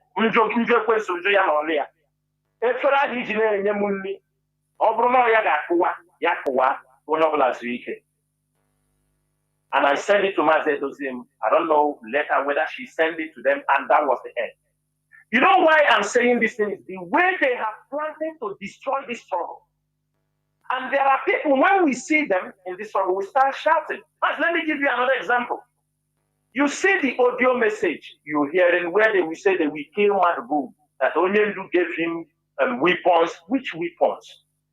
It is Kalonta that started that lies. That was what he used and deceived many people in Biafra land. When he wants to blackmail you, and people believe him that his brother Tomazina, that Onyendu gave you so things, that you sold it and get the money. And that lies is still 3 times they have gone, they want to kill Madbu because of that thing. 3 times. Something a man does not know, have no information about it. And he knew nothing like that. People have died where they are defending those things. But they, because they're holding the money, they thought they would destroy the struggle. Their aim was to dislodge this struggle. But today, they have understood that this Biafran mission is ordained by Chukwokika, not by man. When they hold Martin and the Kanu, when they were trying to destroy, you see this boy they call Solomon Ebo in Enugu State, in UK, the one that following them we talk about, that before attack Martin and the Kanu and say he have begged him. You know what they do when they hear some of our members have problems? They call them. I'm telling you, maybe they're listening and they know, I know everything. They will say, why this guy didn't say it? We keep it for the rainy days. There are many information. Everything they did, we have. He called one of the principal officers in Biafra land. He said, we hear you have, it was Solomon Ebu, called the guy. We know we hear that you have house issue. What happened? Why they have not paid your house issue? He said, I have told the leadership, they told me to wait. He said, you are waiting for the leadership. They will not do it. They will eat the money. They will never give you anything. The blackmail Chikedozian, when he talked like that, he dropped the telephone. Few minutes, Kalonta called the guy. He said, the guy, I hear that you have problem, house problem. Why you don't come to me and tell me this? The guy said, well, I have told the leadership. He said, leadership? They will never Chikedozian. They will not do it. Ask him, how much is your house rent? The guy told him. He said, I told you they will never do it for you.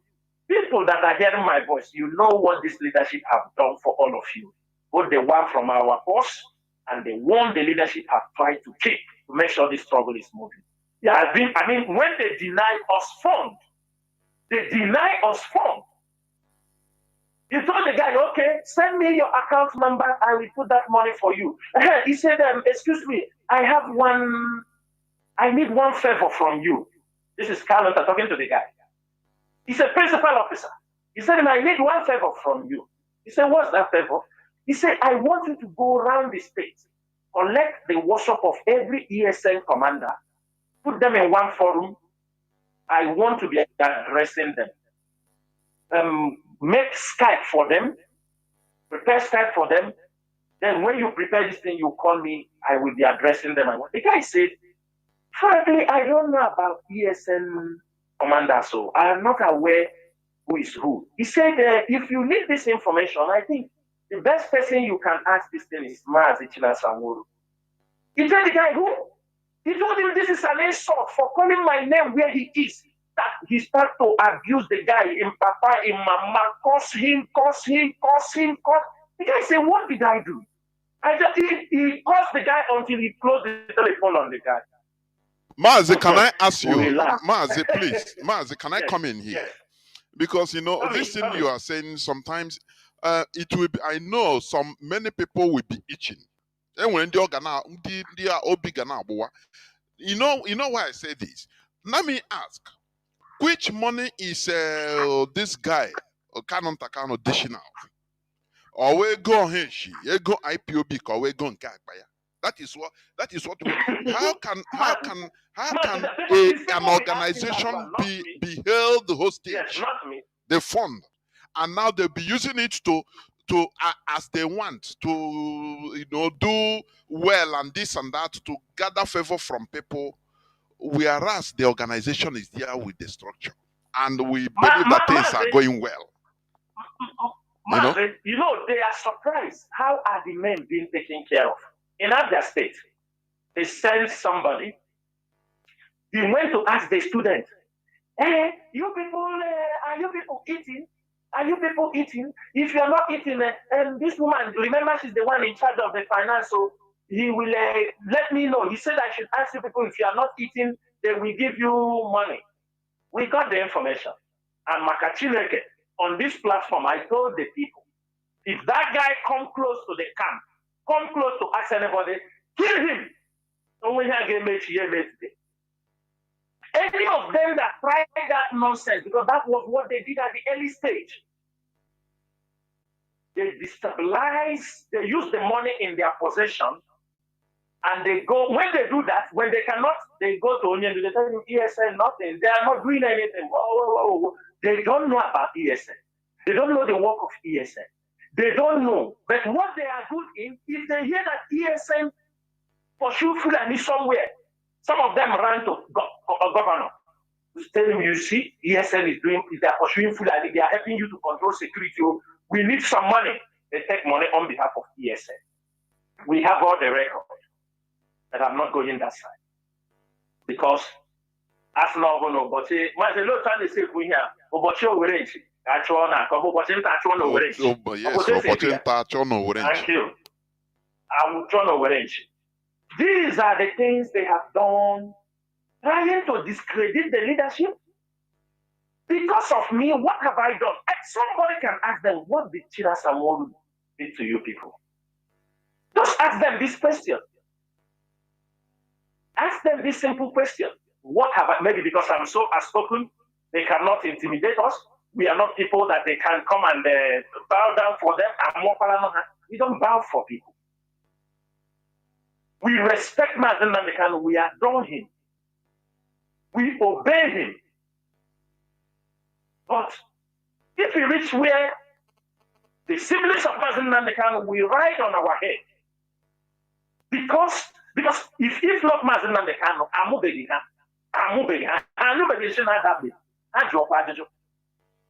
but because of Mazi Nnamdi Kanu, every member of the family of Mazi Nnamdi Kanu have ridden on this struggle. They have ridden on this leadership. If they have did this to us, and we are still here respecting Mazi Nnamdi Kanu, that is a very great sacrifice. We have not, because of what his family did to us, we have not disrespected Mazi Nnamdi Kanu for one day.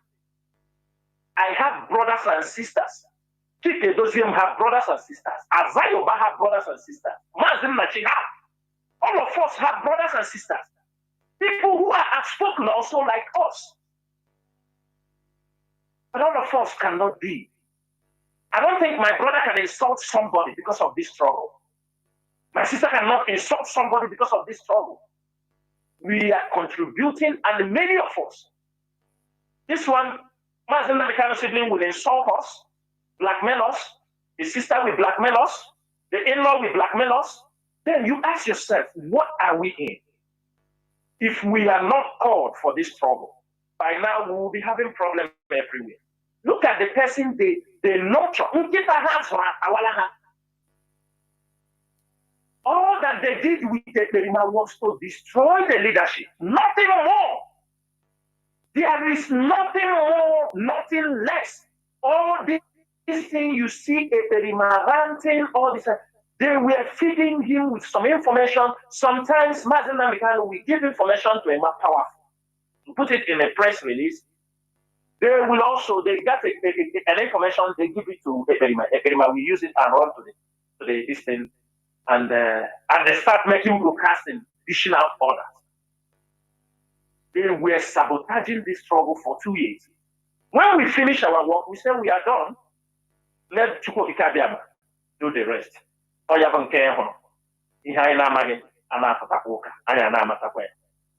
that is the prayer everybody's supposed to be praying. And that is all. So, you know, if I go on this land, we are not going to leave here today. And I would like to stop here. In case there are questions you want to also put down, I am here before we go to the next topic. Yes, you know, in all this, there is this, news headline. Are you there? Yes. Oh, sorry. Sorry, I muted my distance with you. Sorry. Yes, I was talking before. I said, yes, there is a question about this. There is one news or news headline talking about the Nigerian defense chief. He said that IPOB, that is going to finish IPOB. You know, I want to know from you. Talk about it, please. What has brought this? Is it because he is a new, defense chief? Or is it because of maybe the way he saw things are happening with like what you have been describing with the Onyendu siblings and others, what they are doing? You know, what brought about? You say your days are numbered. The defense chief wants IPOB. What do you have to say about it? Mazi, like I made a short post on that particular topic. Our days are numbered. How? It is his own days that are numbered. He just came in as a defense chief. He has a limited time to be on that seat. His own situation, his own position is numbered, not IPO. We are here for eternity because we die, our children continue. Biafra, you understanding me? It's not when Buhari came in, the dead Buhari. We fought him for 8 years and he's gone. And the chief of staff is telling us our days are numbered. That's to show you the last knowledge of whom he's trying to fight against. If our days are numbered, why couldn't Buhari achieve it? If they think our days are numbered. For me, that's why we are fighting about the criminality in our land. Because they use all those things trying to step in. Mazi, you see how they are catching people who are using the name of IPOB, small boys that they deceive. You understand me? Ignorance. So the few people he has caught these days, his shoulders are high. He thought he's catching IPOB members. And he will say they are IPOB. Because somebody somewhere, without no structure, no coordinator, just tell people, he thought that is what, if we are not smart enough, and Mazi Nnamdi Kanu is not smart enough, that's what we would have started. But we first built IPOB as a movement, an ideology. And that is why none of them can be able to destroy IPOB. Where will he going to destroy IPOB? In Abia State, in Imo State. And if, as we have found out now, we are going to convince somebody in his family who will start talking about IPOB inside his family, in his office. People who will be making arguments about him. That is very simple, Mazi. People can come. He's the new chief of staff. He has right. Talk is cheap. He can say it. And when he's finished saying it, the other ones that came in, Rabo and all this, they all said those things. So we are not worried when he say our days are numbered. If he say our days are numbered, let him expatiate. He said he's going to kill IPOB members, kill the old Igbo people, or what? Mazi, I will tell you something. Let me use this chance to think something. You know, our people don't know what is facing them. They don't know what the Nigerian government is doing against them. That is one thing you have to know. Our people thought that the struggle for the restoration of Biafra is about IPOB. No. In the international circle, in the government of the world, different governments, you know, both in Europe and everywhere, what Nigerian government does is to blackmail the whole Igbo race. When they are writing anything against IPOB, they only put IPOB as a separatist group.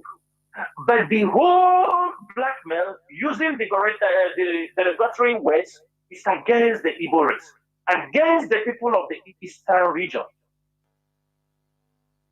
And you see them, their plans, they are telling the foreign countries that you see these Igbo people that are in your countries making money.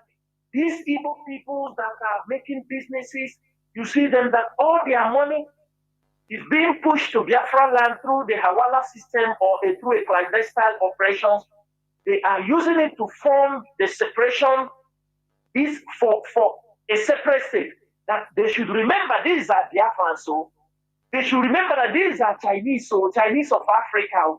When they say these words to the Western world, they became careful because the Western world is always jittery. When they hear about Chinese, they know what Chinese can do. These are the kind of messages Nigerian government push out there to the foreign countries. So when those who are doing this job for them, tell them, don't worry, we are getting them, we are doing them this, we do them that, we do. And it is not only about the evil people, even some part of Edo, they put them inside. Everybody, some part of Edo, they will rule that area and they show you that the former, that is so. You know, people are just disturbing themselves. People are just out of ignorance. They don't know what is facing them. Our people have put their minds so much on this buying and selling, on what to eat, they don't even know the danger they are facing as a race.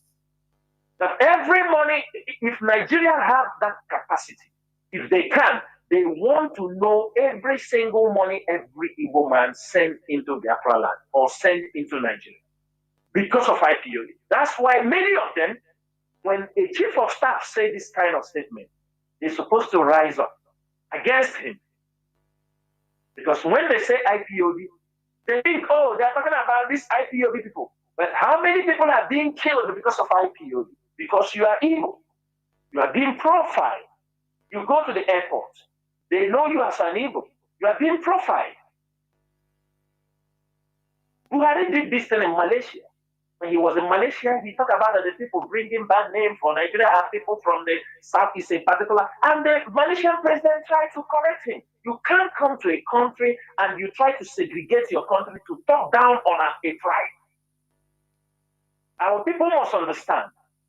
They were here, Asari Dokubo lashed on them.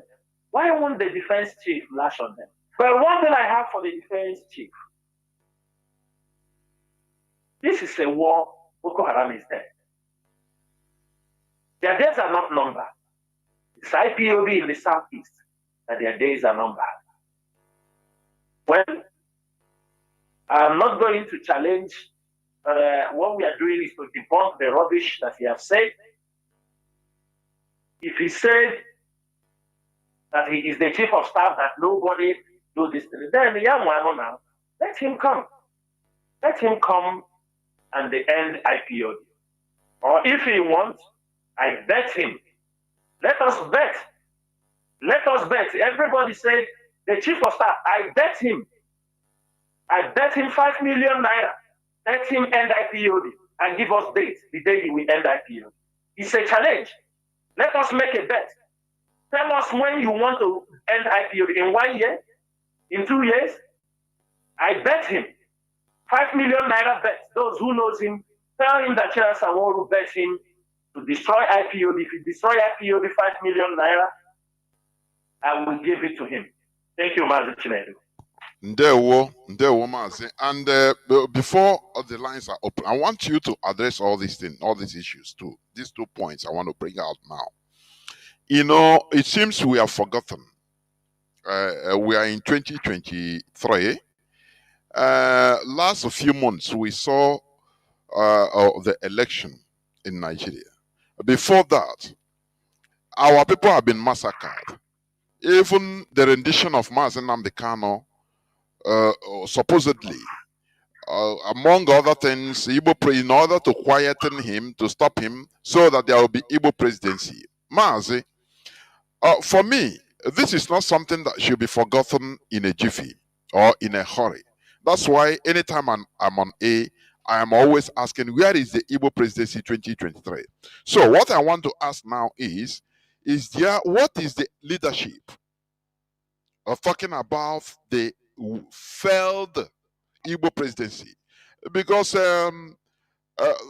this thing, they used this thing to massacre our people and to make sure that IPOB was put in a state of stupor. Can I say that? But today, the Ohaneze Igbo, they are crying for, agitating for ministerial posts. No more Igbo presidency. So, is the leadership asking this question officially? Or are they going to ask it? Because we shouldn't, for me, we shouldn't forget this in a hurry. Igbo presidency, Igbo presidency, Igbo presidency. That is number one. The second, because I want you to treat the 2 questions before we open the lines. And the second point is this. We saw the statistics, the report of the checkpoints in our land that I think this year alone, 600 billion naira taken out of the purses of Biafrans in the southeast. And if I'm not in Biafra land, southeast and south-south, so to say. Only this 600 billion naira. You know, from 2020 or 2021, 2 or 3 years back, they talked about 2.3 or 2 point something trillion naira taken out from our pockets, the pockets of our people, every Biafran. So, and some time ago, when our leader was there, we talk about, you know, taking all these checkpoints out of our land. So please, can you address these 2 core issues, please, so that people will hear it? There we Mazi, the issue of Igbo presidency, we leave it for them, you know, to be, maybe if people who have time, they can ask them that. Because before that, Mazi Nnamdi Kanu have said that there is nothing like Igbo presidency and that they will never get it. How many times have he said that? On many occasions. Even when Mazi Nnamdi Kanu was in detention, we continue with that message. But you know, anytime we try to preach or educate our people on that, they see us as a threat, that those who are denying them what they're supposed to get. You just saw what happened. That's why during the election, we don't want to come, we do not want to tamper, we just allow everything to, even the Igbo presidency they are talking. Of course, they will tell you it's politics. People can support whoever they want to support, and it is not mandatory they can support Obi. But you see, because of the Igbo presidency, instead it will go to Obi, Tinubu rather will go to war. Because the Nigerian constitution made it very clear that if a president cannot be removed, especially if he engages in war, he cannot be removed. So the hope of even Igbo presidency, those hoping Obi to, or hoping for those things are just wishful thinking. It's not going to happen in Nigeria. And the earlier our people made up their mind and move forward with the restoration of Biafra, the better for them. If not, in the next 4 years, you see, one thing is that what Hope Uzodinma is doing now is what Joseph Carlo have done years back. Mazi, we were in a meeting the other day. One of our members said, He said, if this time is the time of Tinubu, this is his own time. When do you think our time will come, or the time of Ojos or Kanu will come? That means we're talking about if at 70-something is the time of Tinubu. When do you think will be the time of Ojos or time of, you see the kind of people who are being given Nigerian presidency? Igbo presidency is a dream that can never be realized as long as we remain in that contraction called Nigeria. One thing is that our people will be talking, attacking their own people, than to focus and move on. For us, in IPOB, the Igbo presidency is over. That was a period. It's over, it's over. We thought the next time also, when they come out, we will tell them again, this is a dream that cannot be realized. It's better that you support this movement for us to march on for the freedom for Biafra. What we are preaching is what are giving people the impetus, the strength to rise up. Like somebody said, Nigeria have no revolutionists. There is no revolutionist in Nigeria who can take up things and make it happen. You can only find them in the Sahel. That's why you see queues happening up and down. In Nigeria, no. Even if a queue happens in Nigeria tomorrow, it will have a very, within the army circle, it's impossible. Because they already is a divided nation. It's a divided nation. If an Igbo man take up the power now, through a queue, what will happen? The North will come against, the Yoruba will come against him. You took the power because Obi, you took, then if an Hausa man takes power now, they will say, Yoruba will say, oh, hey, you don't want Tinubu to rule. If who will do it? That's why any presidency, nobody will allow anybody to be able to rule him. You can't be a leader of another people. You can only be a leader of your people. These things they are talking, why not if Biafra is restored? Then you talk about you want Igbo presidency, you talk. Because if Biafra comes, the structure Mazi Nnamdi, maybe that time we will return to Anambra presidency or with a presidency. You know our people love division so much. They will remember, and the other presidency. These things are only way our people have learned. The inability of our people to work as a unit, in unity, have caused them every simple thing there is division. Because people want position, they want to be acknowledged, people want to be in front, everybody wants to be the leader. That is the problem they're having. And the Igbo presidency, people can cause those who want to remind them, we will always remind them about the Igbo presidency so that maybe they will wake up.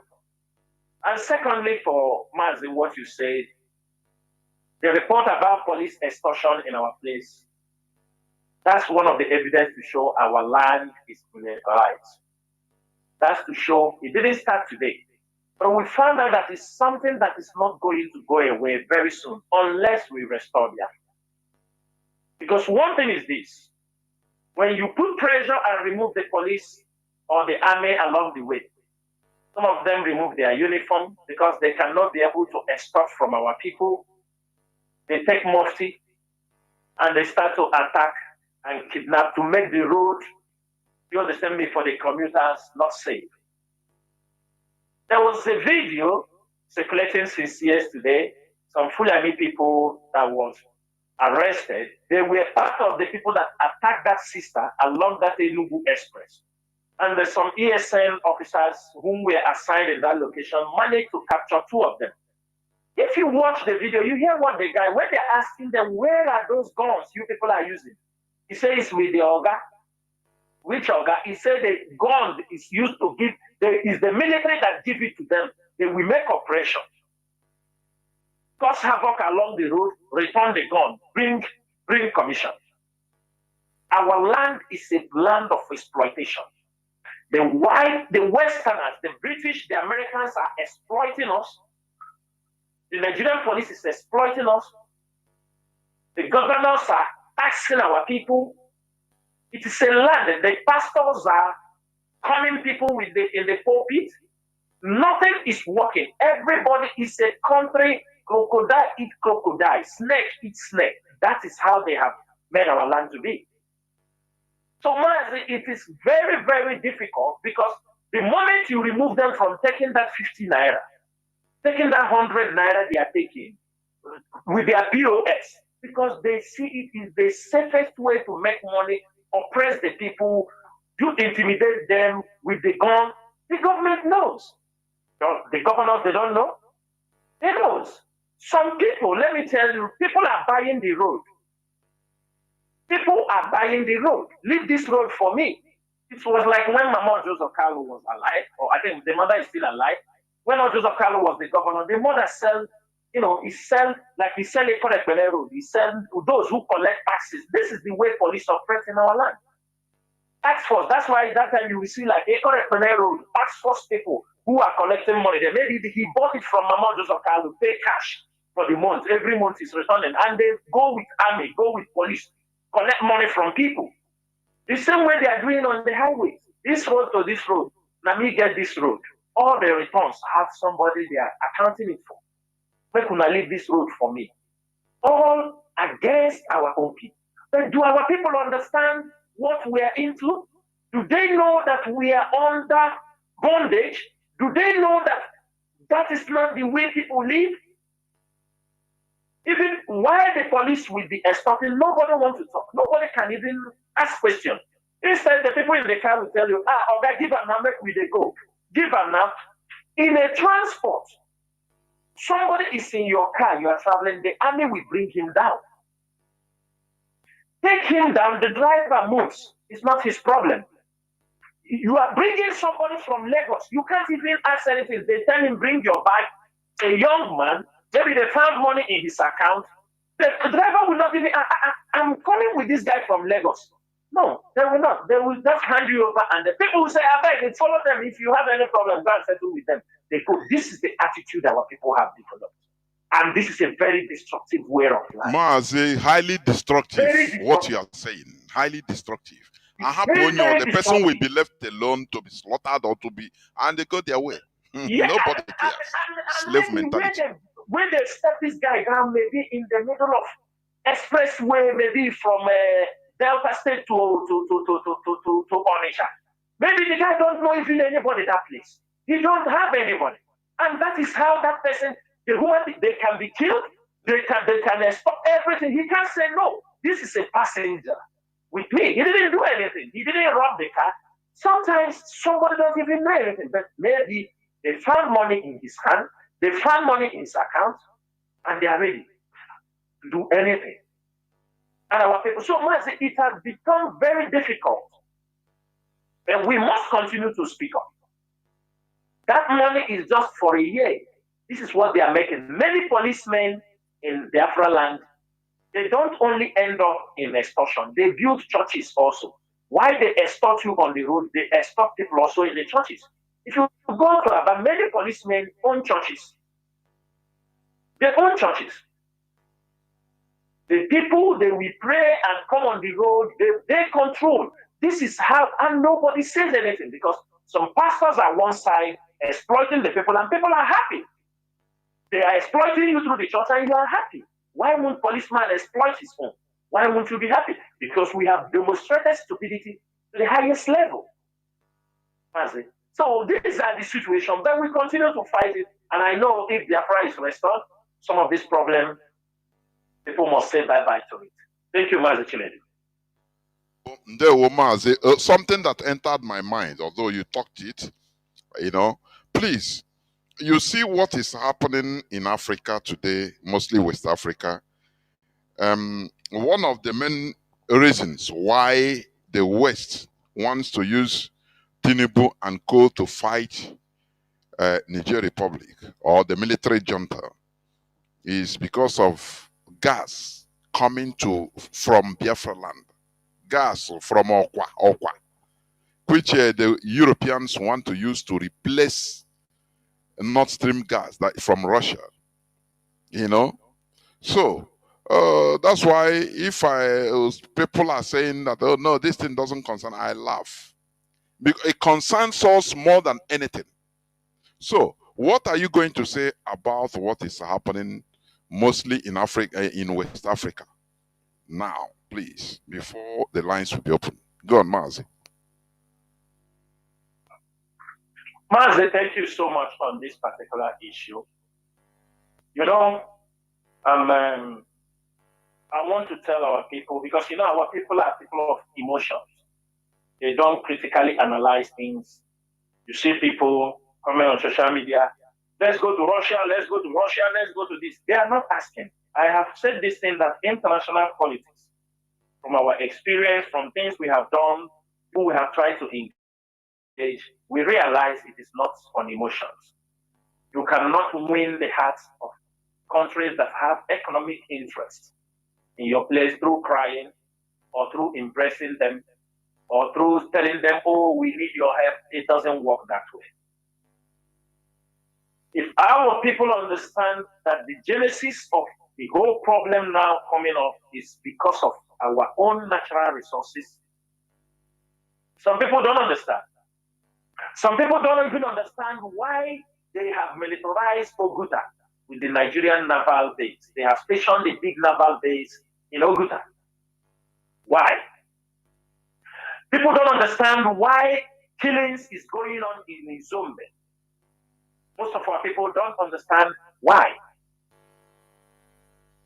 Most of our people don't understand what is even happening in the country. Sometimes when you try to write something to make them think, somebody will tell you, how is this thing going to remove Mazi Nnamdi Kanu in the prison? One of the most stupid questions people ask on social media.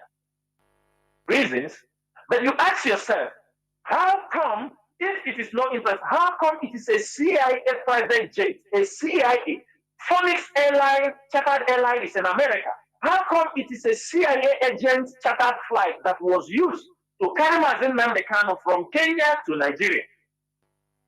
How come? Who is interested?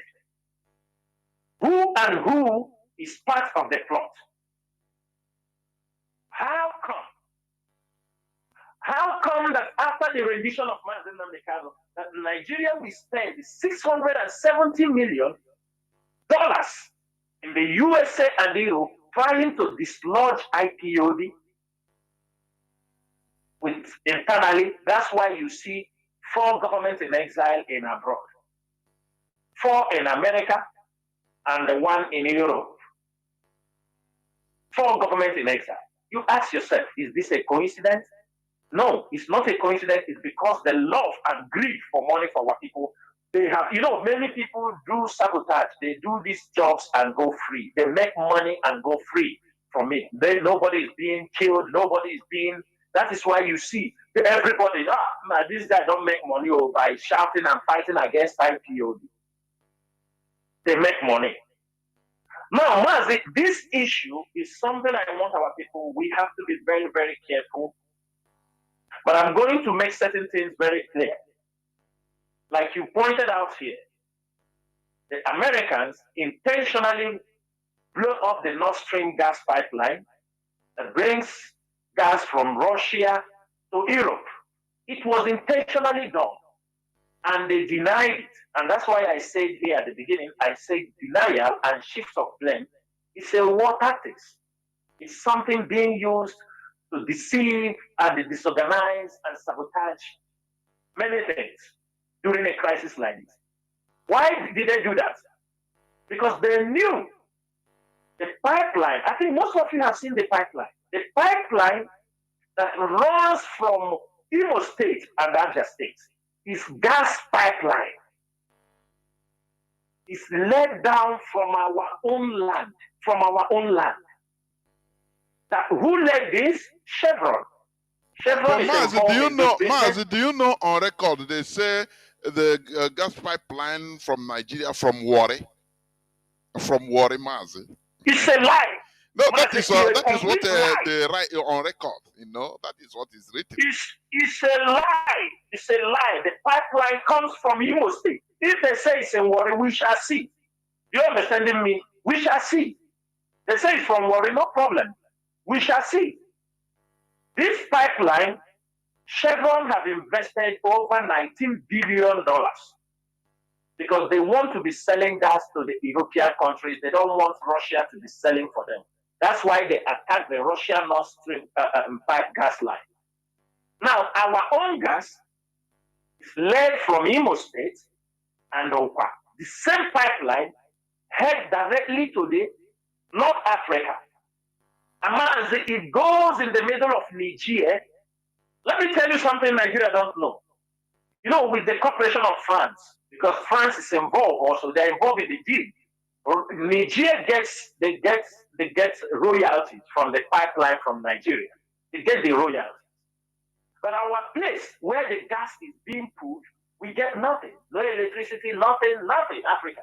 Now, this pipeline, there is something Nigeria don't understand. Mali discovered that this pipeline that goes through Morocco, France did not want to tell, they didn't want to tell Mali so that Mali cannot get any royalty. So the money goes to the France.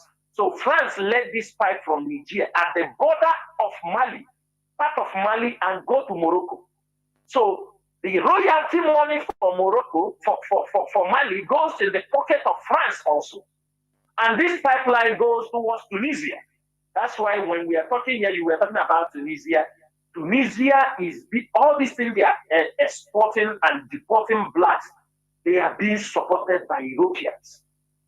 They don't allow them to come here, do anything. They won't talk about them. If it is something that they will be shouting, human rights abuse, human rights, now they call it immigration policy. That's what they call it. They are not seeing how Tunisia is throwing people. Had it been, it is Paul Kagame that is doing this thing, you will see the whole newspaper, how evil he is, how this he is, if it's in Africa, but in Tunisia, they're supporting him. When they throw them in the border, they send the aid, go there to go, oh, we welcome, they throw them. This is an agreement between Tunisia and the Western countries. Our pipe goes in from there. Now, Mazi, let me tell you something. What is happening in Niger is something that is designed to happen. And I want our people, everybody listening, for those who want to run, they have circled you. You are running nowhere. That's why you see the Northerners shouting, we don't want war. Now, these Russians have drawn a line along the Sahel. They have taken Guinea-Conakry down to the West African coast. There is a sea.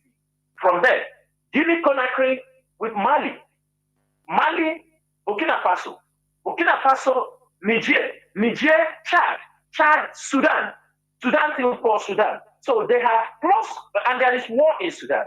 Now, if there is anything happening in Nigeria, people cannot run to Chad and go to Sudan because that route, maybe they want to run to Saudi Arabia, they want to escape. No, they are not escaping because there is war in Sudan.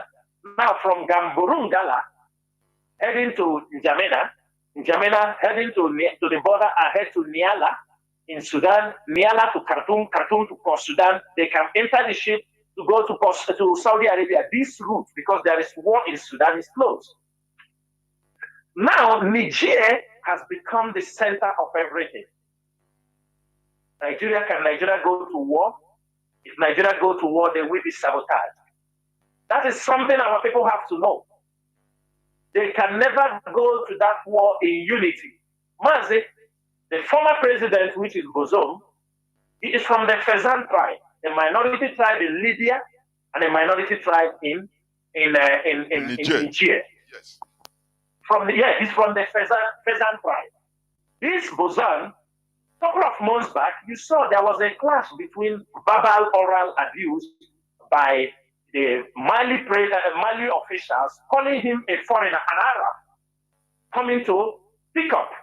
And now, this Tachini, who is the present, the true leader, who is now in charge of Mali, he's from the Hausa tribe, Mazi. And you know the Hausa people, this is first time power is falling in their hands at this very critical stage. And the most of the Hausa, you see them also down in Nigeria, in Kanu, in Castella, in all the 7 northern states. So if Nigeria tries to go to war, automatically the Hausa people will sabotage that war. They will sabotage it. And now, Russia has stepped in because Russia, and let me say it, the Sahel countries want to humiliate Nigeria. If Nigeria go to the war, they will be humiliated. This tag the British put on them, giant of Africa, will be removed. They will be torn apart. You know that border, as long as the Russian mercenaries are there, people will be massacred. So for people who want to go Libya route, we are going to Libya, all this route is crossed. You see what is happening in Burkina Faso. But Mazi, this I'm saying is a normal thing that is there. But I'm telling you how it's going to affect our people. Number one, all our people coming from Europe, all the flights from Europe, the ticket fare will jump, it will skyrocket. That is what is going to happen. Because now Niger have closed their airspace. Every airspace, every flight moving from Nigeria to Europe, the shortest route to go to Europe is from Niger, Tunisia. They head to Rome, they move either to UK. That is the shortest route. Now, when Niger have closed their airspace, tickets, airlines, these flights will no more be going from just fly and take off the Niger route straight to Europe. No, now they will come down in West African side. Maybe the flight will come through Benin Republic, go from Cotonou, Benin Republic and enter Ghana. Maybe now go, if Mali is still giving them airspace, they will now go from Mali. Now, so you see any flight going from Europe when they pick up.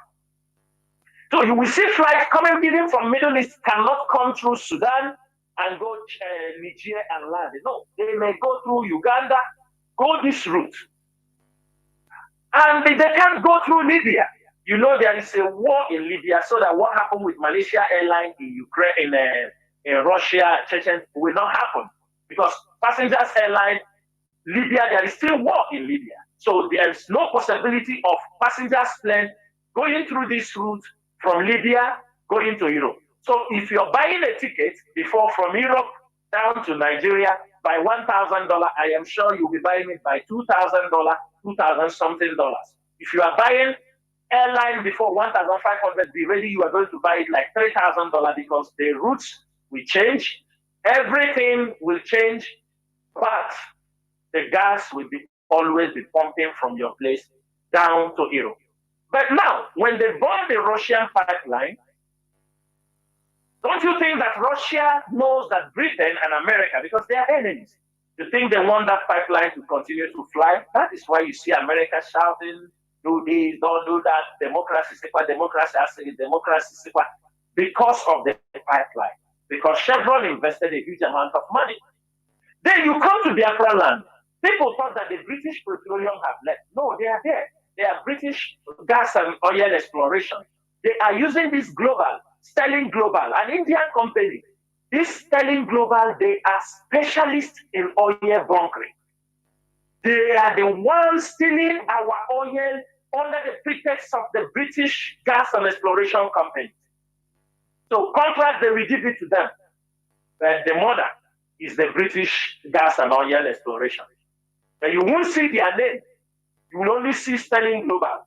They are stealing in Opa, stealing in Obaru, stealing in everywhere to tap. Because sometimes people don't understand. Can you imagine pipelines that pumping oil? Somebody will go on the high sea and tap and fix his own pipe. Who can do that if you are not connected with the shipping lines? If you are not connected with the companies? Who is shutting down the main flow station for him to put in his own pipe? This is what they are doing in our place. And they are not ready to go unless we kick them out. And to kick them out, all of us must understand what is happening in our land. We must understand that they are exploiting us. We are not saying people should not do business in our place. We are not saying people should not do Panama, but they are not doing business. They are ripping us off. They are ripping us. I mean, I don't know another adjective to qualify this. They are ripping everything we have. That is the situation in Niger. And let me tell you, it is very, very complicated. Very complicated. One thing our people have to know is what the Americans and the Europeans used NATO and did in Ukraine is going to repeat. That's why they are trying to drag this ECOWAS to see if ECOWAS will be that that baby boy they can use to manipulate and go proxy so that they can fight in Niger Republic. That is what they are doing. Tinubu himself, for me, he ran so fast and joined the international politics when he had not even picked his cabinet. Now he is trapped. He goes to the war. For me, he will be the biggest coward if he didn't go to that war, Mazi. Thank you so much, Mazi Chineni. Ndewo, Mazi. Ndewo. We must continue. I think we'll go into a few minutes breaks, Mazi, so that when later we shall open the lines, I think it will be the best so that we open the lines. I think Mazi, it's better. So that people will call in. Agreed, Mazi. Yes. People we can call in and ask questions. No problem. Or make useful contributions, please. Therefore, good contributions. Thank you. Do not go away as we go into just few minutes break. I know we have taken time, but it is worth it. Because sometimes we must listen. We'll go into a few minutes break, and when we come back, our lines will be opened so that we take calls. Please do not go away. We'll be right back. Kaije, kunitenu kaije, kaije.